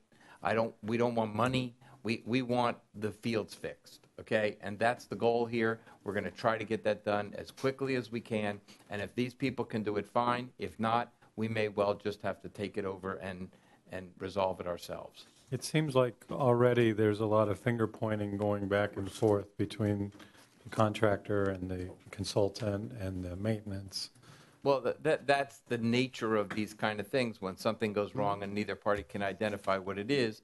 But listen, it's not a major complicated building. They tore up the old field, they put in drainage, they laid the soils, and they put the sod in. I mean, there's irrigation. I mean, there's some pieces to the puzzle, but we'll figure it out. There's clearly some defect in the process. And hopefully we'll figure it out with the cooperation of everybody at a meeting where they understand the seriousness of this. And if not, then we'll give you a path to follow. But the path is going to be to get the fields fixed, and then we'll fight about it later. Great. Okay? Steve, in a case like this, where you're dealing with nature, basically, Yes. not dealing with manufactured products or workmen, and a company like Stantec designs something and says, do this, and the guys who install it do it, and then it doesn't perform the way it's supposed to perform. If the standard practice for doing something is the way Stantec did based on this type of land, this type of soil, this type of rain, whatever, this type of use, and they did it that way, and then the guy who installed it that way, and it still doesn't work, do we really have any claim against anybody? The answer is yes. Okay. The answer is that these fields were intended to be rebuilt, Right. grown, and used as athletic fields. To the extent that somebody did not anticipate certain conditions, designed it incorrectly. I'm saying they did. Let's say, I said the standard if practice. everybody The did standard everything- practice Yeah. was such. Yeah. When they say, here's the book, this soil, this content, this, and this, we did that.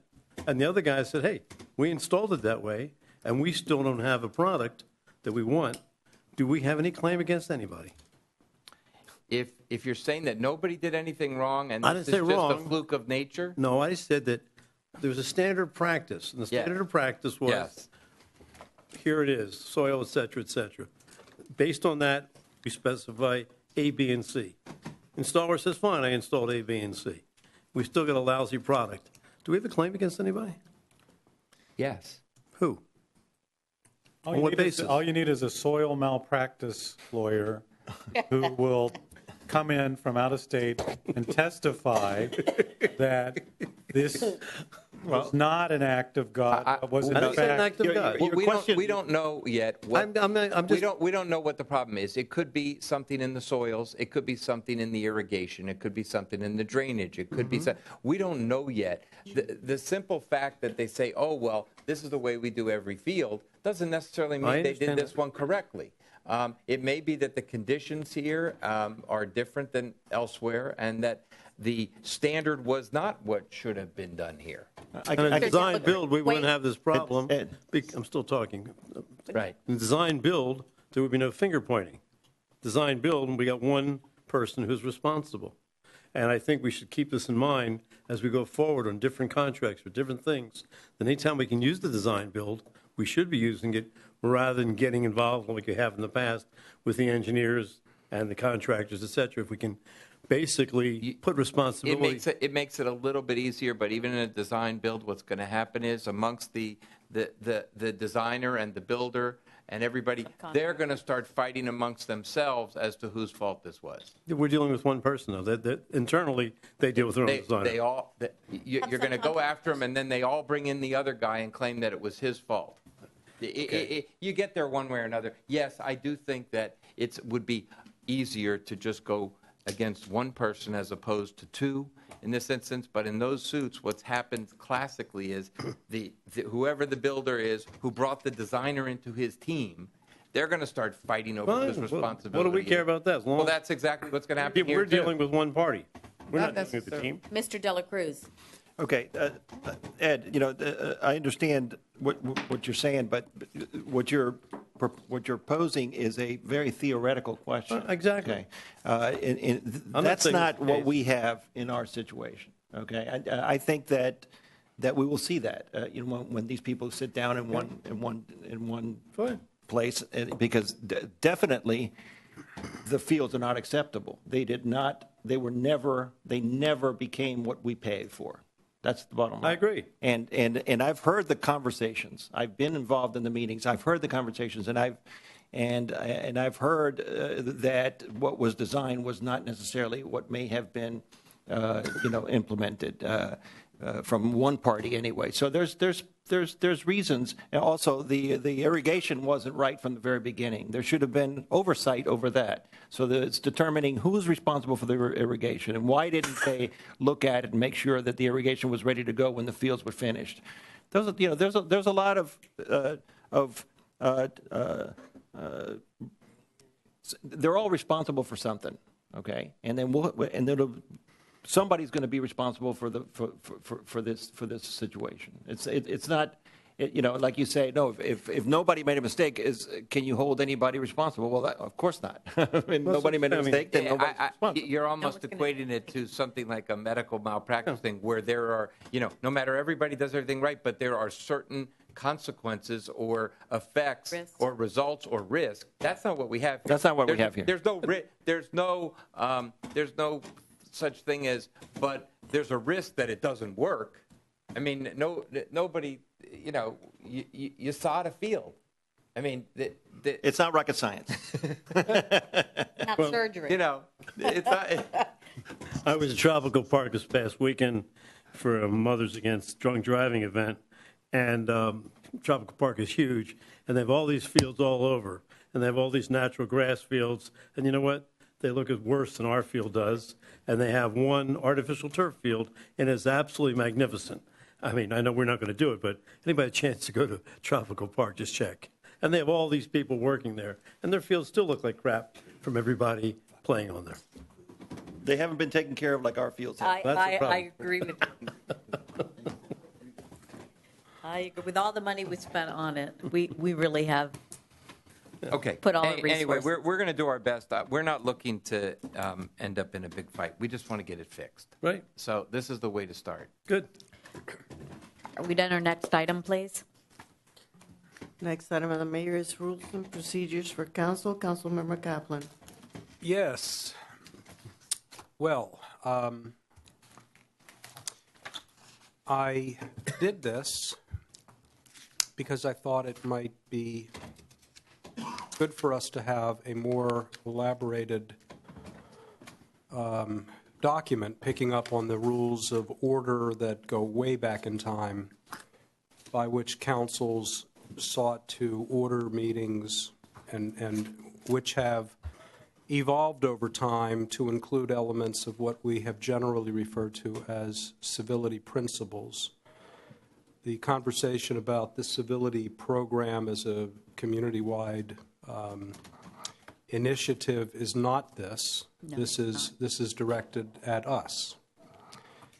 I think that I haven't reread this since preparing it.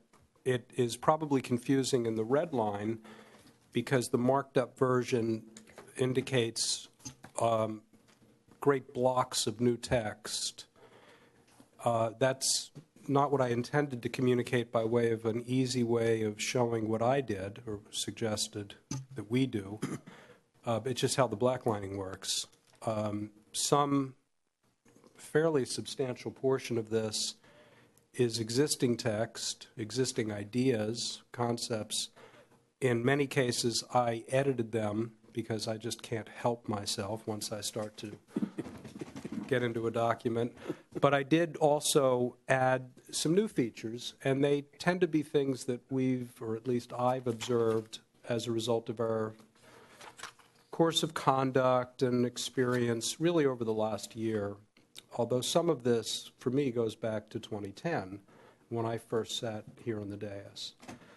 I remember in 2010, for whatever reason, and issues are issues always, the tempers tended to be rather short in the council that was prior to my first council. Mike was here then. No relationship. He remembers. No correlation. Right. We're all new since then, but for Mike. Mike is the carryover from the Vernon administration. And it's not to point out any deficiencies in conduct or comportment at all. It really is just an attempt to memorialize at least what I've observed in my time here. And as I said at the beginning, some of this is just by way of elaboration and text edits to maybe make it read a little bit better. And others are thoughts that have occurred to me as a result of our experience together, particularly last year and in recent years. I don't mean to be an advocate on this, but we have this. I think it's okay. It could be better. The resolution that exists now, I think, might be the third one in the sequence of iterations on the same point. Obviously, at some point in time before any of us, whoever the council was at that time thought to speak to principles of civility because those principles were added in, I can't remember which year they began, maybe it was 95. So that's it. That's it. This is what I thought to do to that resolution. Mr. Kaplan, I want to thank you. I think this document has evolved this resolution has evolved very, very nicely. You've identified some points that could have been improved upon, and you did a very good job. Thank you very much for taking this project on. I thank you for that, and I think if I could suggest, it's a lot to digest. We should all read it in our own time, and it doesn't need to be dealt with. It can't be dealt with tonight. Correct. Because of our own rules of order. But if anybody wishes to bring this back, this is in the form of a draft resolution, and that's where this would go if there's the will of the council. No pride of authorship, as I said in my transmittal memo. If anybody's going to sit down to write something like this, it's bound to generate criticism. So have at it. Dr. Kelly? I'm impressed by how much work you've done, and I think it seems like your original intent was to improve the way we dealt with each other within the council, and I think by and large you've done a lot to do that. In some instances, I think from my perspective, your scope in what actually came out in this document seemed a little broader than that. And there are certain things in here that I'm not sure that I would agree with. And I can just point out a few if it's Sure. this is the appropriate time. I think so. One is in number 12, where it says items added to an agenda, and I assume this means items that are added on the night of the meeting and not given to Conchita beforehand. Yes. May be discussed, but shall not be the subject of dispositive council action until items are identified on an agenda of Conchita's for a subsequent meeting. Unless a majority of council members determined by a roll call that an emergency exists. You know, that to me sounds like we're having to take a vote to take a vote. And I'm not sure, I understand, and we've brought this up many years ago, that the priority is to get those agenda items to Conchita before the meeting. But I'm not sure that it has to be an emergency for us to be able to take a vote on something that was added to the agenda at the last minute. I think there are some items that we should just be able to vote on because it came up. It's not necessarily an emergency, but we just couldn't get it into Conchita in time. I'm not sure why we need to take a vote to take a vote. It might, this particular item, and then let's continue with the stuff that maybe pushes the envelope a bit, but this is in the existing ordinance in some form or another. I reworked the words, but this proposition, it's the no surprise proposition. And the notion is that if a substantive item for decision, as opposed to discussion, is going to be introduced before the packet goes out, that it should wait till, so people have an opportunity to consider it. I think, and maybe the way to deal with this more effectively than redlining is to have sort of a before and after, maybe vertical columns of what is and what's proposed here, because I believe this is part of the existing text. If I remember correctly, the reason why we do not add agenda items at the meeting that require a vote is because the public is not on notice that you're going to take action on that item, and it's it's part of the open government policy, and like you're trying to do something that the public doesn't know, unless like Councilmember Kaplan puts in here, it's an emergency. If it's an emergency, it's a different issue, but that's the main. I mean, I guess I Government see. sunshine. I understand that, but I see there's some items that may not qualify as an emergency, but could be handled from being added to the agenda and then taking a vote on it. A lot of times it actually may be just trivial things that are not an emergency, but there's absolutely no reason to wait for another meeting, So I just hate to tie our hands and force ourselves to take a vote, declare it's an emergency, and then be able to take a vote. Okay. That's just a perspective. Another,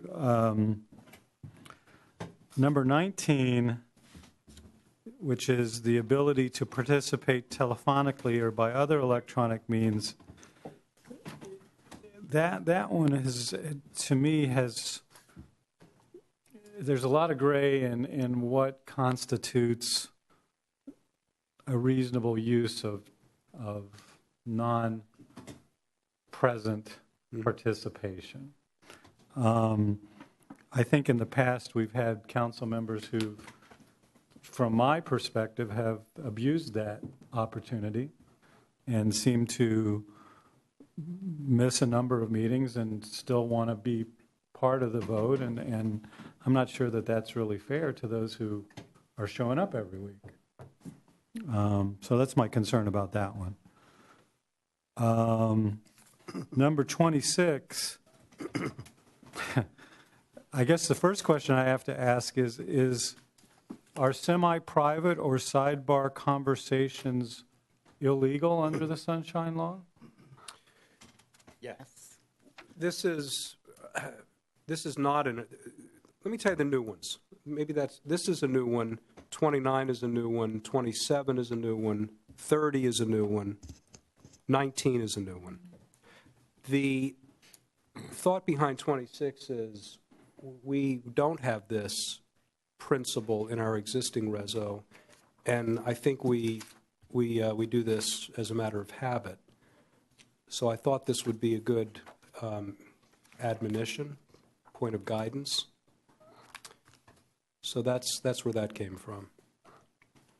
How is one supposed to build a consensus or horse trade on votes or accomplish goals totally in the sunshine?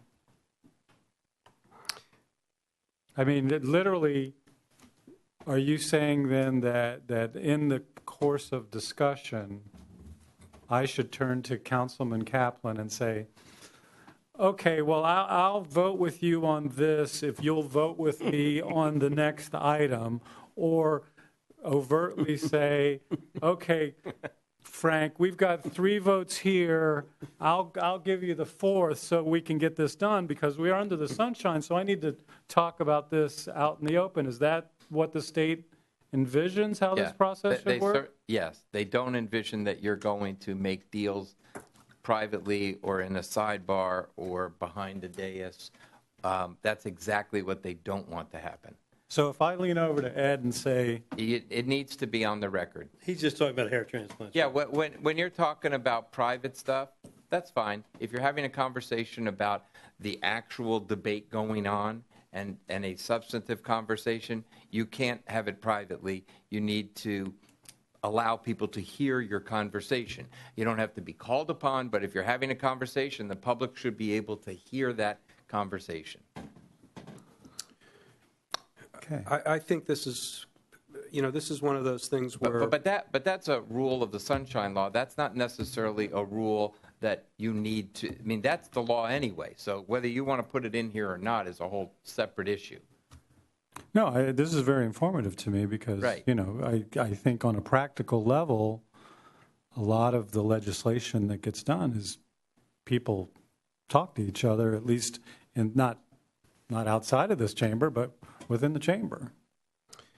Yeah, this is one of those practical, there's a mini collision between, I think, what the law says and what's maybe reasonable by way of practical accommodation without crossing a line of untransparency.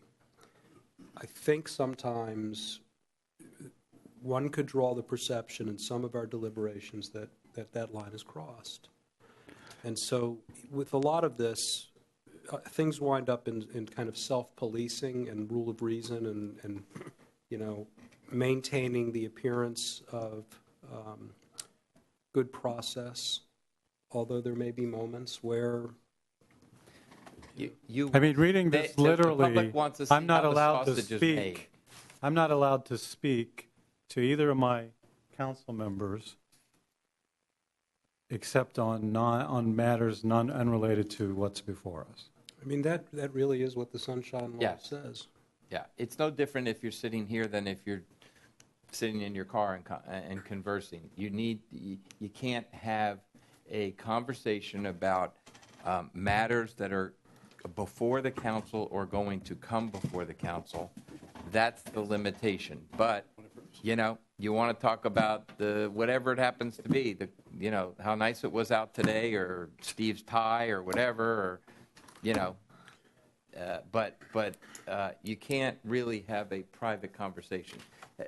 That said, I don't, again, what you do as your own rules and what the Sunshine Law is are two different things. So you don't need to impose that limitation on yourself. That limitation is there anyway. I'm not sure I understand what you just said. What need to impose a limitation. No. The Sunshine Law already imposed limitations. Right, okay, so, you want belt and suspenders, go ahead and do it. But you don't need to, okay? I think, frankly, one of the reasons that I thought to include this is to have this conversation. If we deviate too often and too conspicuously from the standard that this speaks to, we should self-police. We're not supposed to do that.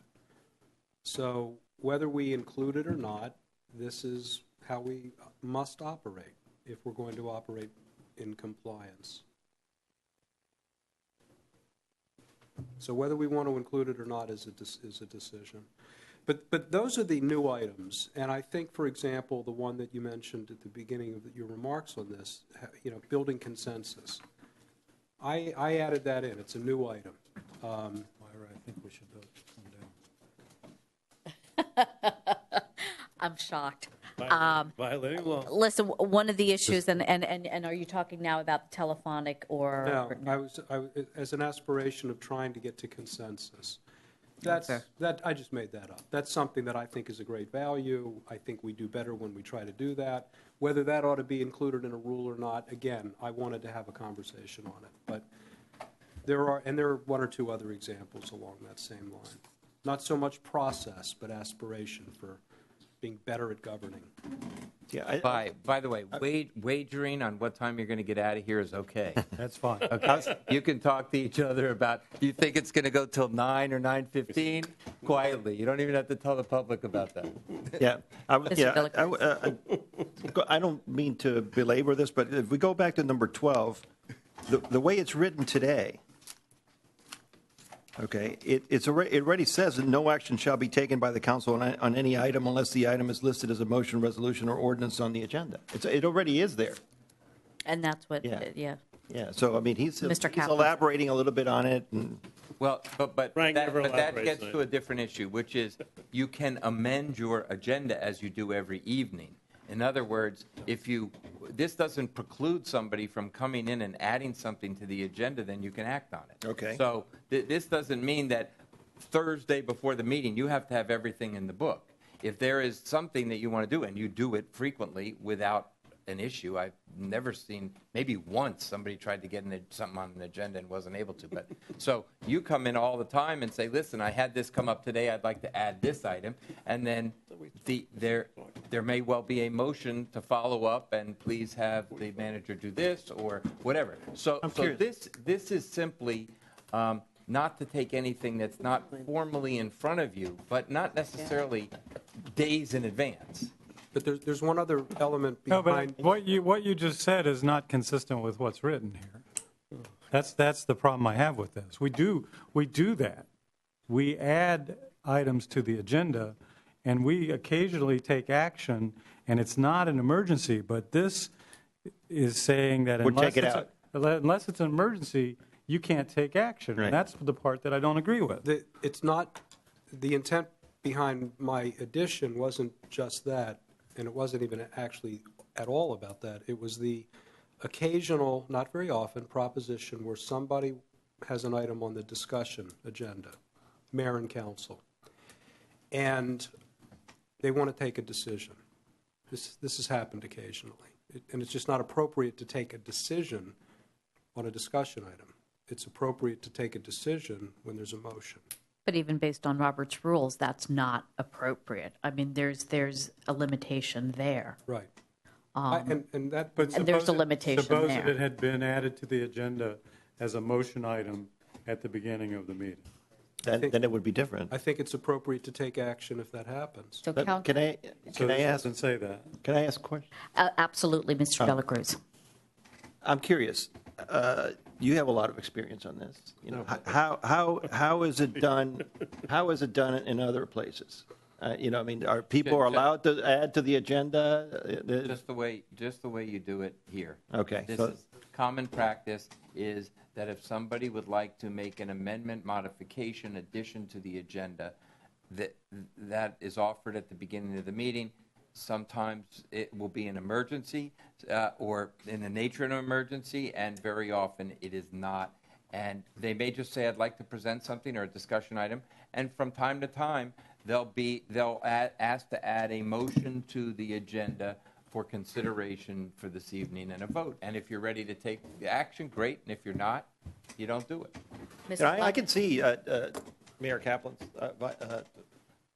What do we Former Mayor Kaplan. former Mayor Kaplan's position. But I also see Mike's position. You know, I think that by making it so rigid that we can't change the agenda, we could come back to haunt us one day. Mr. London and then Mr. Gross. It sort of bothers me to agree with Frank, but in this particular case, Conchita raised a very good point.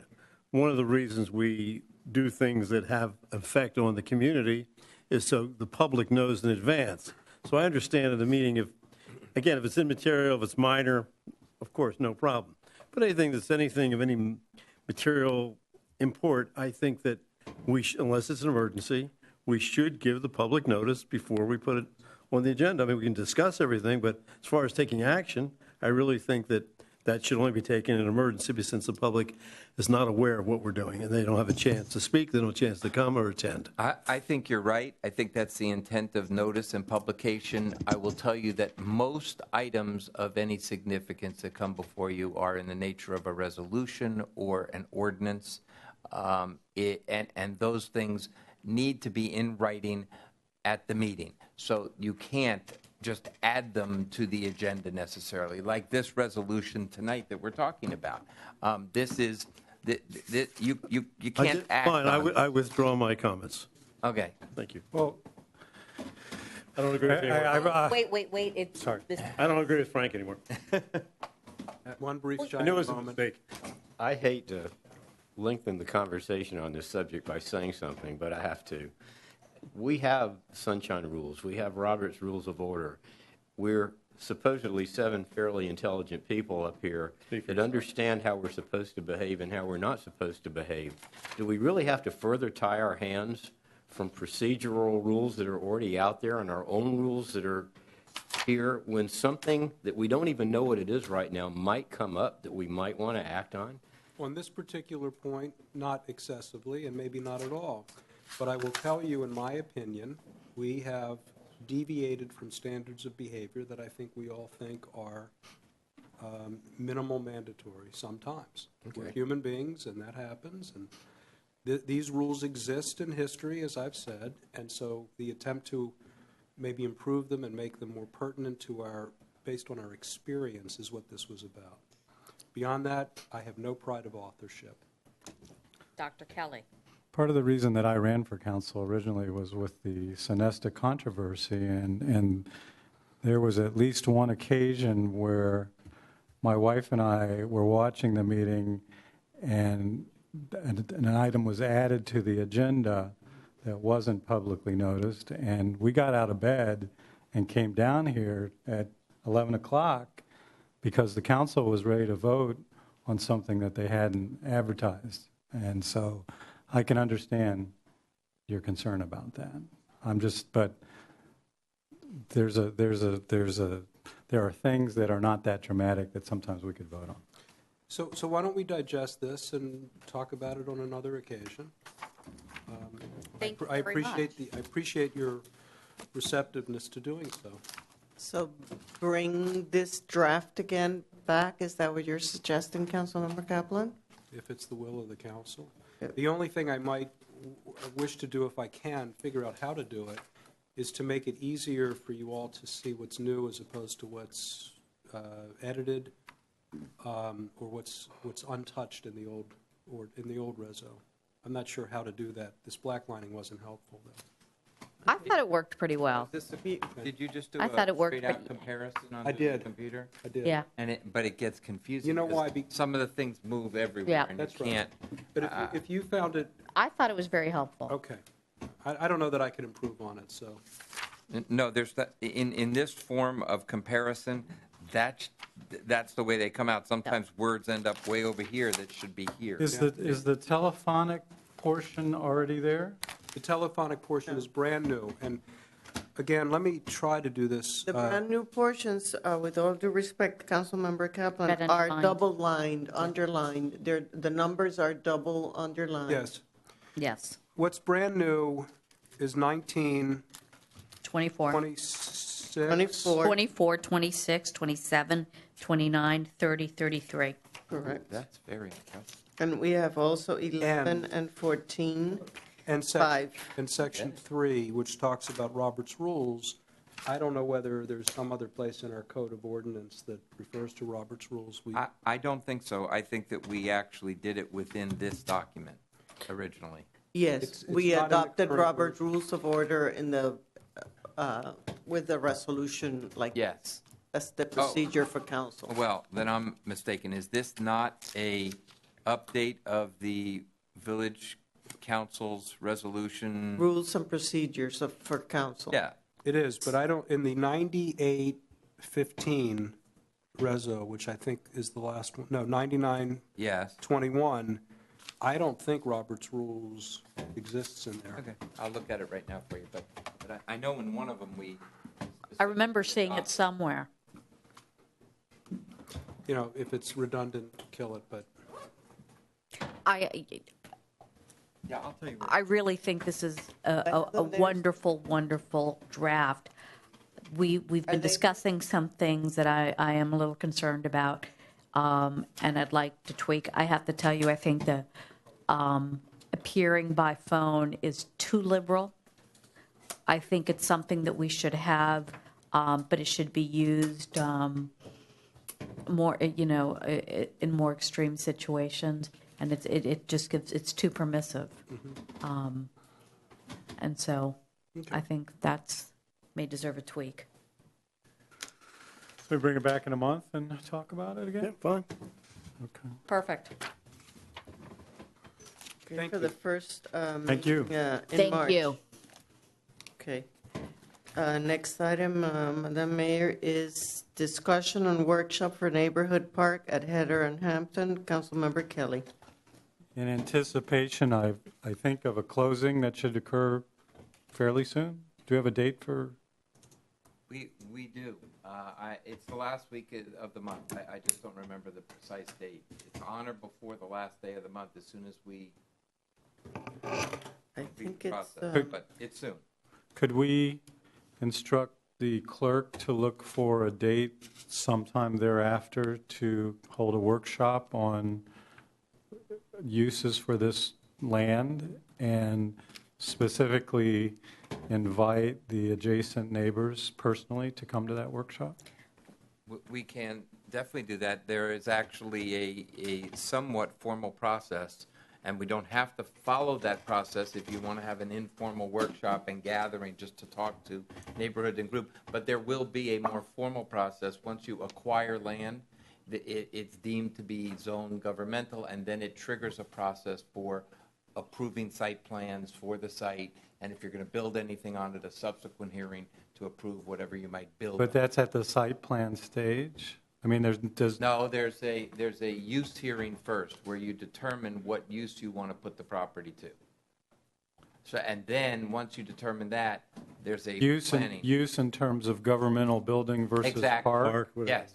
Okay. Once it's zone GU, once you acquired it and it becomes governmental use, you could put a fire substation there. I mean, that's not what you're going to do here, but that's a possibility. And so the purpose of the first hearing is, under the guidelines that we have, is to say, okay, everybody thinks this is a great park, but let's talk about it and make sure that that's what we want to use this land for. Yeah, no, this needs to be a workshop that could precede this. My interest is moving this process along, and that hearing is going to be a formality. So we need to get the neighbors in here and talk about how they would envision using the property.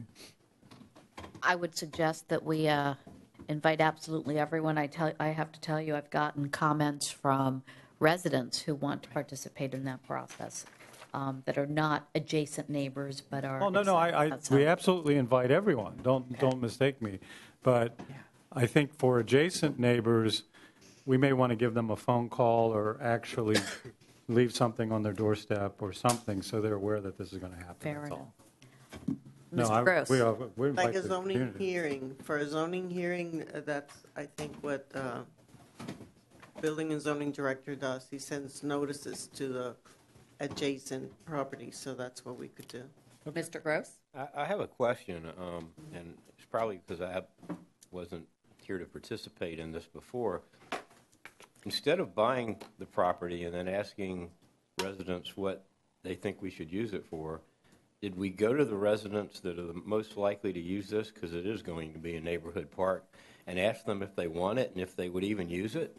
Absolutely. They got you. In fact, they asked for, to a certain extent, for the village to buy it. They've been using it as a park for years. Everyone was consulted, and there was 100% consensus from the neighbors to do this.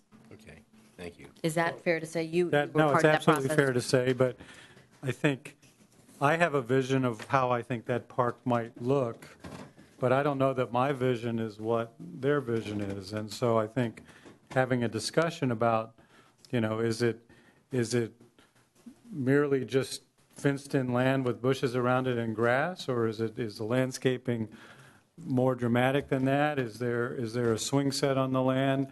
Those types of things, I think, is what we should discuss, so we get a consensus for what should happen there. Shall we wait until we do the closing? I don't know when the closing is. But you can have it the first or second meeting in March. Well, together workshop would be a separate Yeah. date. Oh, okay. So I would wait until March 1st to schedule anything. That's what I thought. We have meetings March 8th and March 15th, which is 2 consecutive weeks because of the tennis tournament. Then we have almost a month. Our next meeting is April 12th. Listen, if in anticipation of buying it, if you want to hold the workshop in the next 3 weeks, you can do that. There's no reason to wait. We should be ready to come out running with this thing. You know what I mean? Let's not delay things any more than they need to be. Don't worry, nothing happened. My own personal opinion. I think we should be Yes, doing. that's the whole reason I've got it here. Yeah, So the sooner we do it, the better. yeah. We're not doing anything illegal, right? No. Thank you, Mr. So- Gross, for christening your new seat. How long, Mr. Manager, would you need time to organize that? How much time do you think you would need? Put together a workshop.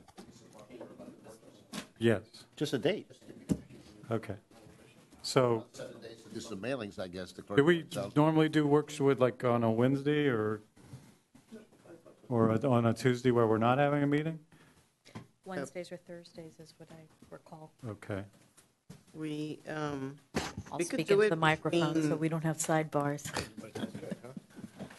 That's a permitted sidebar.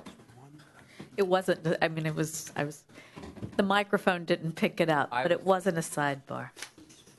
we can do it between February the 23rd and March 8th, if it's okay with the village manager and the council.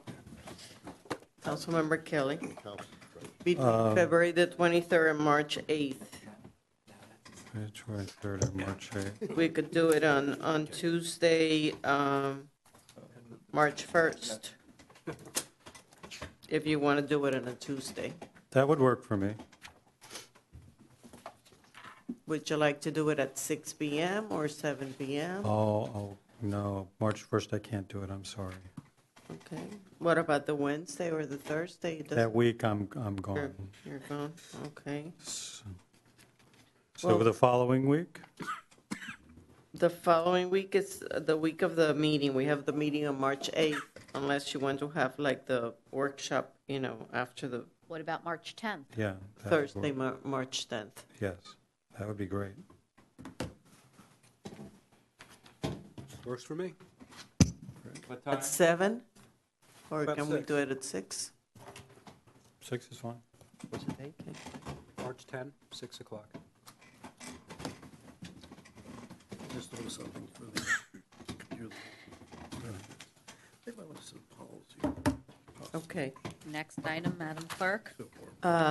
Next item is the village attorney's report, status of Duran Duran concert. We're going to create pocket park. I don't know that I need to report to anybody. great idea. We've had enough emails going around.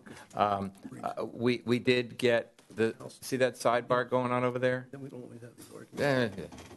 Hey, Ed, want to tell us about what's going on? No. Okay.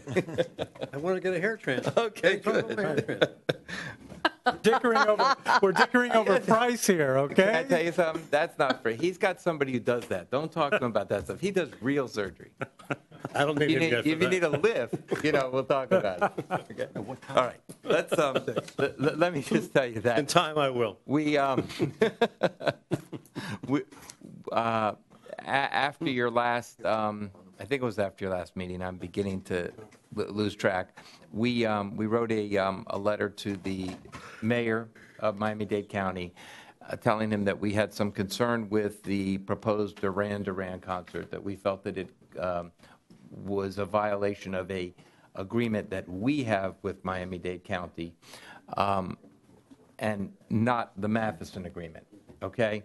The letter was given to the county attorney's office, the parks director, Jack Cardis, and the result was that they sent out just several days ago a letter formalizing their initial decision, which IMG Adam came here and spoke to that issue, but formalizing their decision that the concert as it was being proposed was a violation of the restrictions that are placed on the park under the master plan, okay?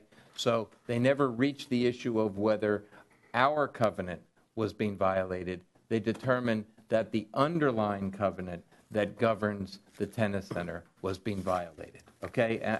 It's a little variation on the theme, but I want you to understand that there was not a decision that the covenant that we have with Miami-Dade County was being violated. Rather, they looked at the underlying covenant that controls the uses within the Crandon Park and said the tennis center cannot be used in that way under the what I'll call the Matheson restrictions, okay? And they never reached our issue. They didn't have to because they found that it violated the other restrictions. So they sent out the letter. I think you all got a copy of the county. I hope you did. I had asked Chad to forward it to you all, copy of the county attorney's opinion. And then there was a link today that I saw to a site where the tennis promoters have relocated the concert, added some other performances apparently, and it's going to be held at Bayfront Park in Miami. Thank you very much. Fantastic. Yeah. We did get an email from Bruce's lawyers today also thanking the council for taking the lead on this. Yep. Great. Okay? And yep. Thank you. You trying to speak or just holding your thumb up? It's just This is part of the sunshine law. right. You don't have to talk. It's hand signals. Next item is the village clerk's report. The office of the mayor issued a proclamation proclaiming February 22nd, 2016, Village of Pinecrest Day due to their 20th anniversary of incorporation. And then the next item is that Could I just, I don't know Yes, if it's sir. too late, but Mayor Lerner is misspelled in the, oh, that was the way that Pinecrest sent it. they, What? Glad we got that straightened out. You should Lermer? talk to her. Yeah. Find out. it's L-E-R-N-E-R. L-E-R? L-E-R-N-E-R. Leonard. Lerner. Oh, Lerner. Lemmer. Oh, learner. Okay, Mayor, I have to redo it, and I'll get together with you for your signature. Perfect. Thank you, Councilmember Kaplan. You're most welcome. Then the next item was the pension board communicated to me that the existing members of the Board of Trustees of the Police Officers and Firefighters Retirement Plan have elected Mr. Servando Parapar to serve as its fifth trustee. So this is just a procedural matter. I need a motion from council recognizing. Second. Thank you. Please call the question. All those in favor? Aye. Opposed? Motion carries. The next item is the village manager's report. I believe we took care of number one. And we did. So update on status of the purchase of the police parking lot. Just very quickly, Council, you received a letter or a copy of a letter that I sent on January 29th to Mr. Doug Yoder regarding the purchase of the property. As you can see, they have regrouped. They've got their appraisals moving forward. We have chosen two entities to deal with as far as the appraisal, and I'm hoping to have something back in the next 30 days. Excuse me, are we getting two appraisals? I know we're getting two different methodologies of appraisal, Right. but are we getting actually two different No, appraisers? sir, same company doing two different appraisals, two different. Now, you listed, but in that letter, I think you listed We've Carlton reached- Cole and Warnaker. We've reached out to both. Oh, okay, we haven't decided. It's either one Right. of them, but the one who's selected will do Who's the the- alternative Okay, appraisal. thank you. Yes, sir. Okay, the next item is a motion to authorize the manager to issue a request for proposal for the underground utilities feasibility study. Moved. Second. Council, I direct you to tab 9. This is a draft copy of the underground utilities feasibility study. You will note on the actual, I guess would be 1.1, the schedule of events pushes this document out for public distribution on February 15th. Should I hear back from any council members beforehand about changes, additions, or deletions to the RFP, we'll incorporate those. Otherwise, I plan on pushing this out on that date. If you haven't had a chance, and I know some of you, I think that the most significant part of this, if you're going to look at it in the next couple days before we actually send it out, is 2.2 scope of services and all of the tasks there. That's really what we're asking for. The rest of it, as Ed had suggested last time, is a lot of the boilerplate stuff. I asked them to add the Fiber optic. village-wide Wi-Fi services as part of what we should study, in addition to the, I'm sorry, the fiber optic quality internet service. I apologize.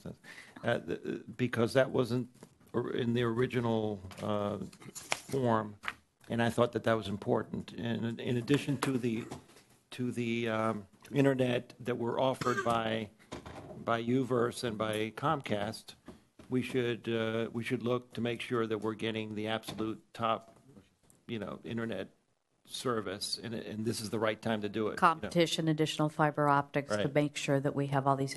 And I also have a question as to the scope of it, and it dovetails to what you're raising. It's my understanding that some of our condominiums, and the one that comes to mind because I got a couple of complaints, Ocean Club has been having problems with their Comcast service, and they get outages pretty frequently, and I believe that the condominium, the multifamily dwellings are having some issues. So it may be a time, an opportunity to modernize, give more options, give better options, and that's part of it. I know that there was a thought that, well, if they already are, underground and buried and what have you, so be it. But this may be an opportunity to find some efficiencies and allow for improvements in fiber optic cables to to all communities, to all the different developments, because it's a problem. And I think some of that equipment and some of that technology is obsolete. And when you have competition, you have different people coming in, it may be that everyone's level of service and everyone's infrastructure is upgraded. Madam Mayor? Yes. Unfortunately, from the head end to the building, you can go with fiber optic. But inside the building, all the internal wiring, and most of it probably is not in conduit, it would be a massive, massive job for the condominium internally to go rewire everything. So the only thing you could do is possibly bring a better signal to the entry point. And that's what was But- identified as the problem, by the way, Well, but I hear what you're saying. You think that's, but more than likely, more wiring takes place and more problems takes place internally usually than externally, in my experience. That's what we need to find out from these people, for them to tell us Well, what the it is. question is, we can go ahead and and bring in fiber optic. But that'd be great for the homeowners. But as far as the condominiums, they're only going to be as good as the wiring inside. Ed, I understand what you're saying.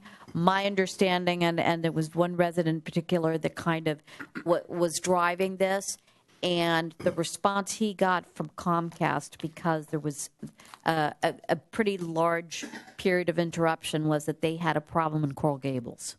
So that's the response he got. It may be that it's time to shop it around, but at least the condominium associations can have some input and may want to address this and make certain upgrades. It's just putting it out there. Steve, didn't they change the law on cable companies now? There's no exclusives anymore. Correct. And we can bring it, so we basically, as a village, can advertise. But we're now talking, yes, but we're talking about a little bit expanded scope here, so I need to make sure that we get this, because this is, what we're doing here is seeking a feasibility study on the undergrounding of above-ground utilities. Right. Okay? Now, if and when that occurs, you will put underground the conduit and everything else, and each of the utility companies that are currently serving these areas with overhead pole lines are going to put it in. Now, I suspect what will happen with respect to each of them is the equipment that they actually put in is going to be all upgraded and new. I don't think they're going to bury old stuff in a new line, okay? And you will probably see that as part of this undergrounding for the cable provider, the existing one, they're going to want to put in fiber if it's not already throughout the village, okay? But that's fine. Now we're talking about an area of the village which is all underground already, okay? And now the issue is if you want to expand this to have them study putting in additional conduit for another provider to come in and compete in that area, that's a whole nother scope of work. And Steve, I don't know that we want to expand it. I just thought we should have this discussion to figure out what the best course of action is. Okay. I mean, to me, well, we should discuss it because this is going to go Right. out, and they need to know if you want them to start studying the effectiveness of cable service and what can be done in terms of undergrounding it to improve it, then we can have them do that. Or where it's already underground, have them look into what else can be done. But that's a whole nother issue. And that may be on private property. There's all sorts of issues. But my concern is if we're going to go through this exercise, yes, I would think that the time is right for efficiencies, and we should alert the condominium associations that this is a possibility, that may be an opportunity for improvement of an existing problem. So if there is a problem, we can ask them to try to identify whether or not there are existing deficiencies in the cable systems that throughout the village, not just where there are overhead lines, and then propose solutions to upgrading those cable systems. They're just going to get with the cable company and talk to them and figure out what their problems are. I mean, they're not going to come out here and test everybody's television. Correct. These feasibility people. Mr. London and then Mr. Kaplan. My thought was that in the feasibility, to find out if, by saying to the cable companies and phone companies, this is what we're doing. The idea is to try and get them to help defer the cost of doing this. Correct. So that if we do this, we want to know if, in fact, we're going to let you come in, which we can, and we're going to promote you, will you pay for X, Y, or Z, or what are you willing to do? So one of the feasibility things that we can focus on when we engage these people is the feasibility of putting in additional conduit that would be our conduit that would be available to alternate providers so that we could say, hey, we're putting the conduit in, what kind of deal are you going to make with us? And there's nothing to stop us as a community from putting our own head end in.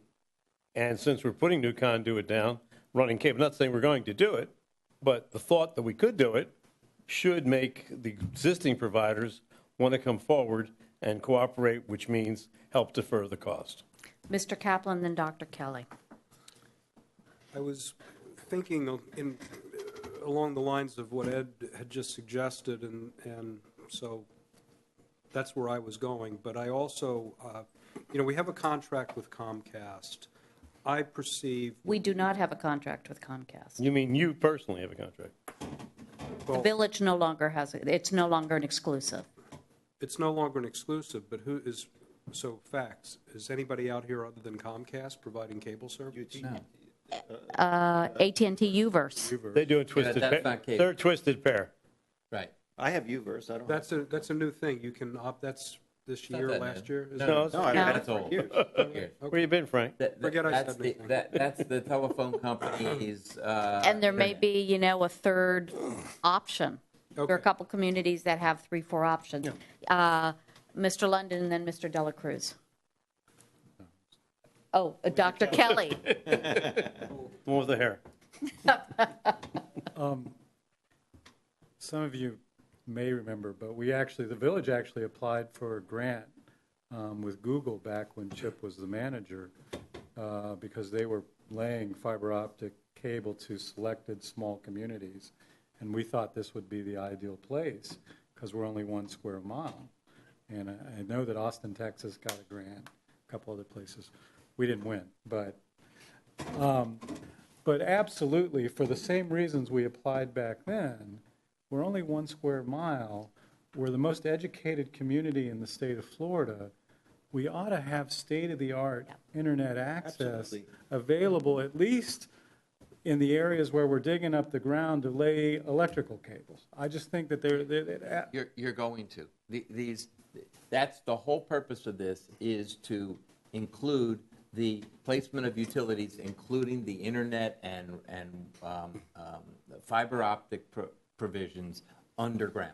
And you will have the opportunity, and the companies are going to put in fiber and the highest speed systems they can. They want to get in here too. They love all you, and they want you to sign up. So I don't think this is going to be a big fight to try to get this to happen. No, I just think that our RFPs should, Yes. our feasibility studies should note Enhancements to that ensure the when it highest comes to quality. what we want, And I think to all the residents, I think if we're going to do it, it should be, and Yeah. I hope our if there's something that's condominium more cutting edge, associations are- that's where we want to We be. should have Right. the And- state of the art in whatever it is that we're looking into. That's the way. Okay. Agreed. And we've done that, and thanks to you, we incorporated that language in here, and I think we're good. Good. Did you? No, I want was to- going to say that, for instance, in my office building, everybody was only using Comcast and one other service for the internet, and we found out that FPL FiberTel had fiber optic to the building, and we got that fiber optic service, and it's 10 times better. 10 times better. I mean, it's more expensive, but, some people would rather pay for it And have really good service. and had really good service. I mean, we have Absolutely. 100 megabytes up and down, whereas the highest service we have here in Key Biscayne through Uverse, I think it's like 35 megabytes You're right. up, and only like 5 megabytes down, or the opposite. So I mean, it's a huge difference, And when we're doing this, we have to have the state of the art. Whatever the state of the art is, that's what we need. Okay. Great. We're all on the same page. Okay. Thank you. So if anybody has any comments the next couple of days, just get them out to us. Otherwise, we're gonna get this out, and you'll select. Hopefully, we'll get a bunch of proposals, and you'll select who you want to work with. Great. So we have a motion on the floor to authorize the manager to issue this request for proposal. So moved. It's already been moved and seconded. Second. All those in favor? Aye. Aye. Opposed? Motion carries. The next item is update We already did that. Item 4 is So already then completed. it would be RFQ for professional services. Just for 10 seconds, please. As of this afternoon, the RFQ for professional services, when it was sent out, there is a mandatory pre-proposal conference for interested proposals, and it will be held in Key Biscayne on February 23rd at 10 a.m.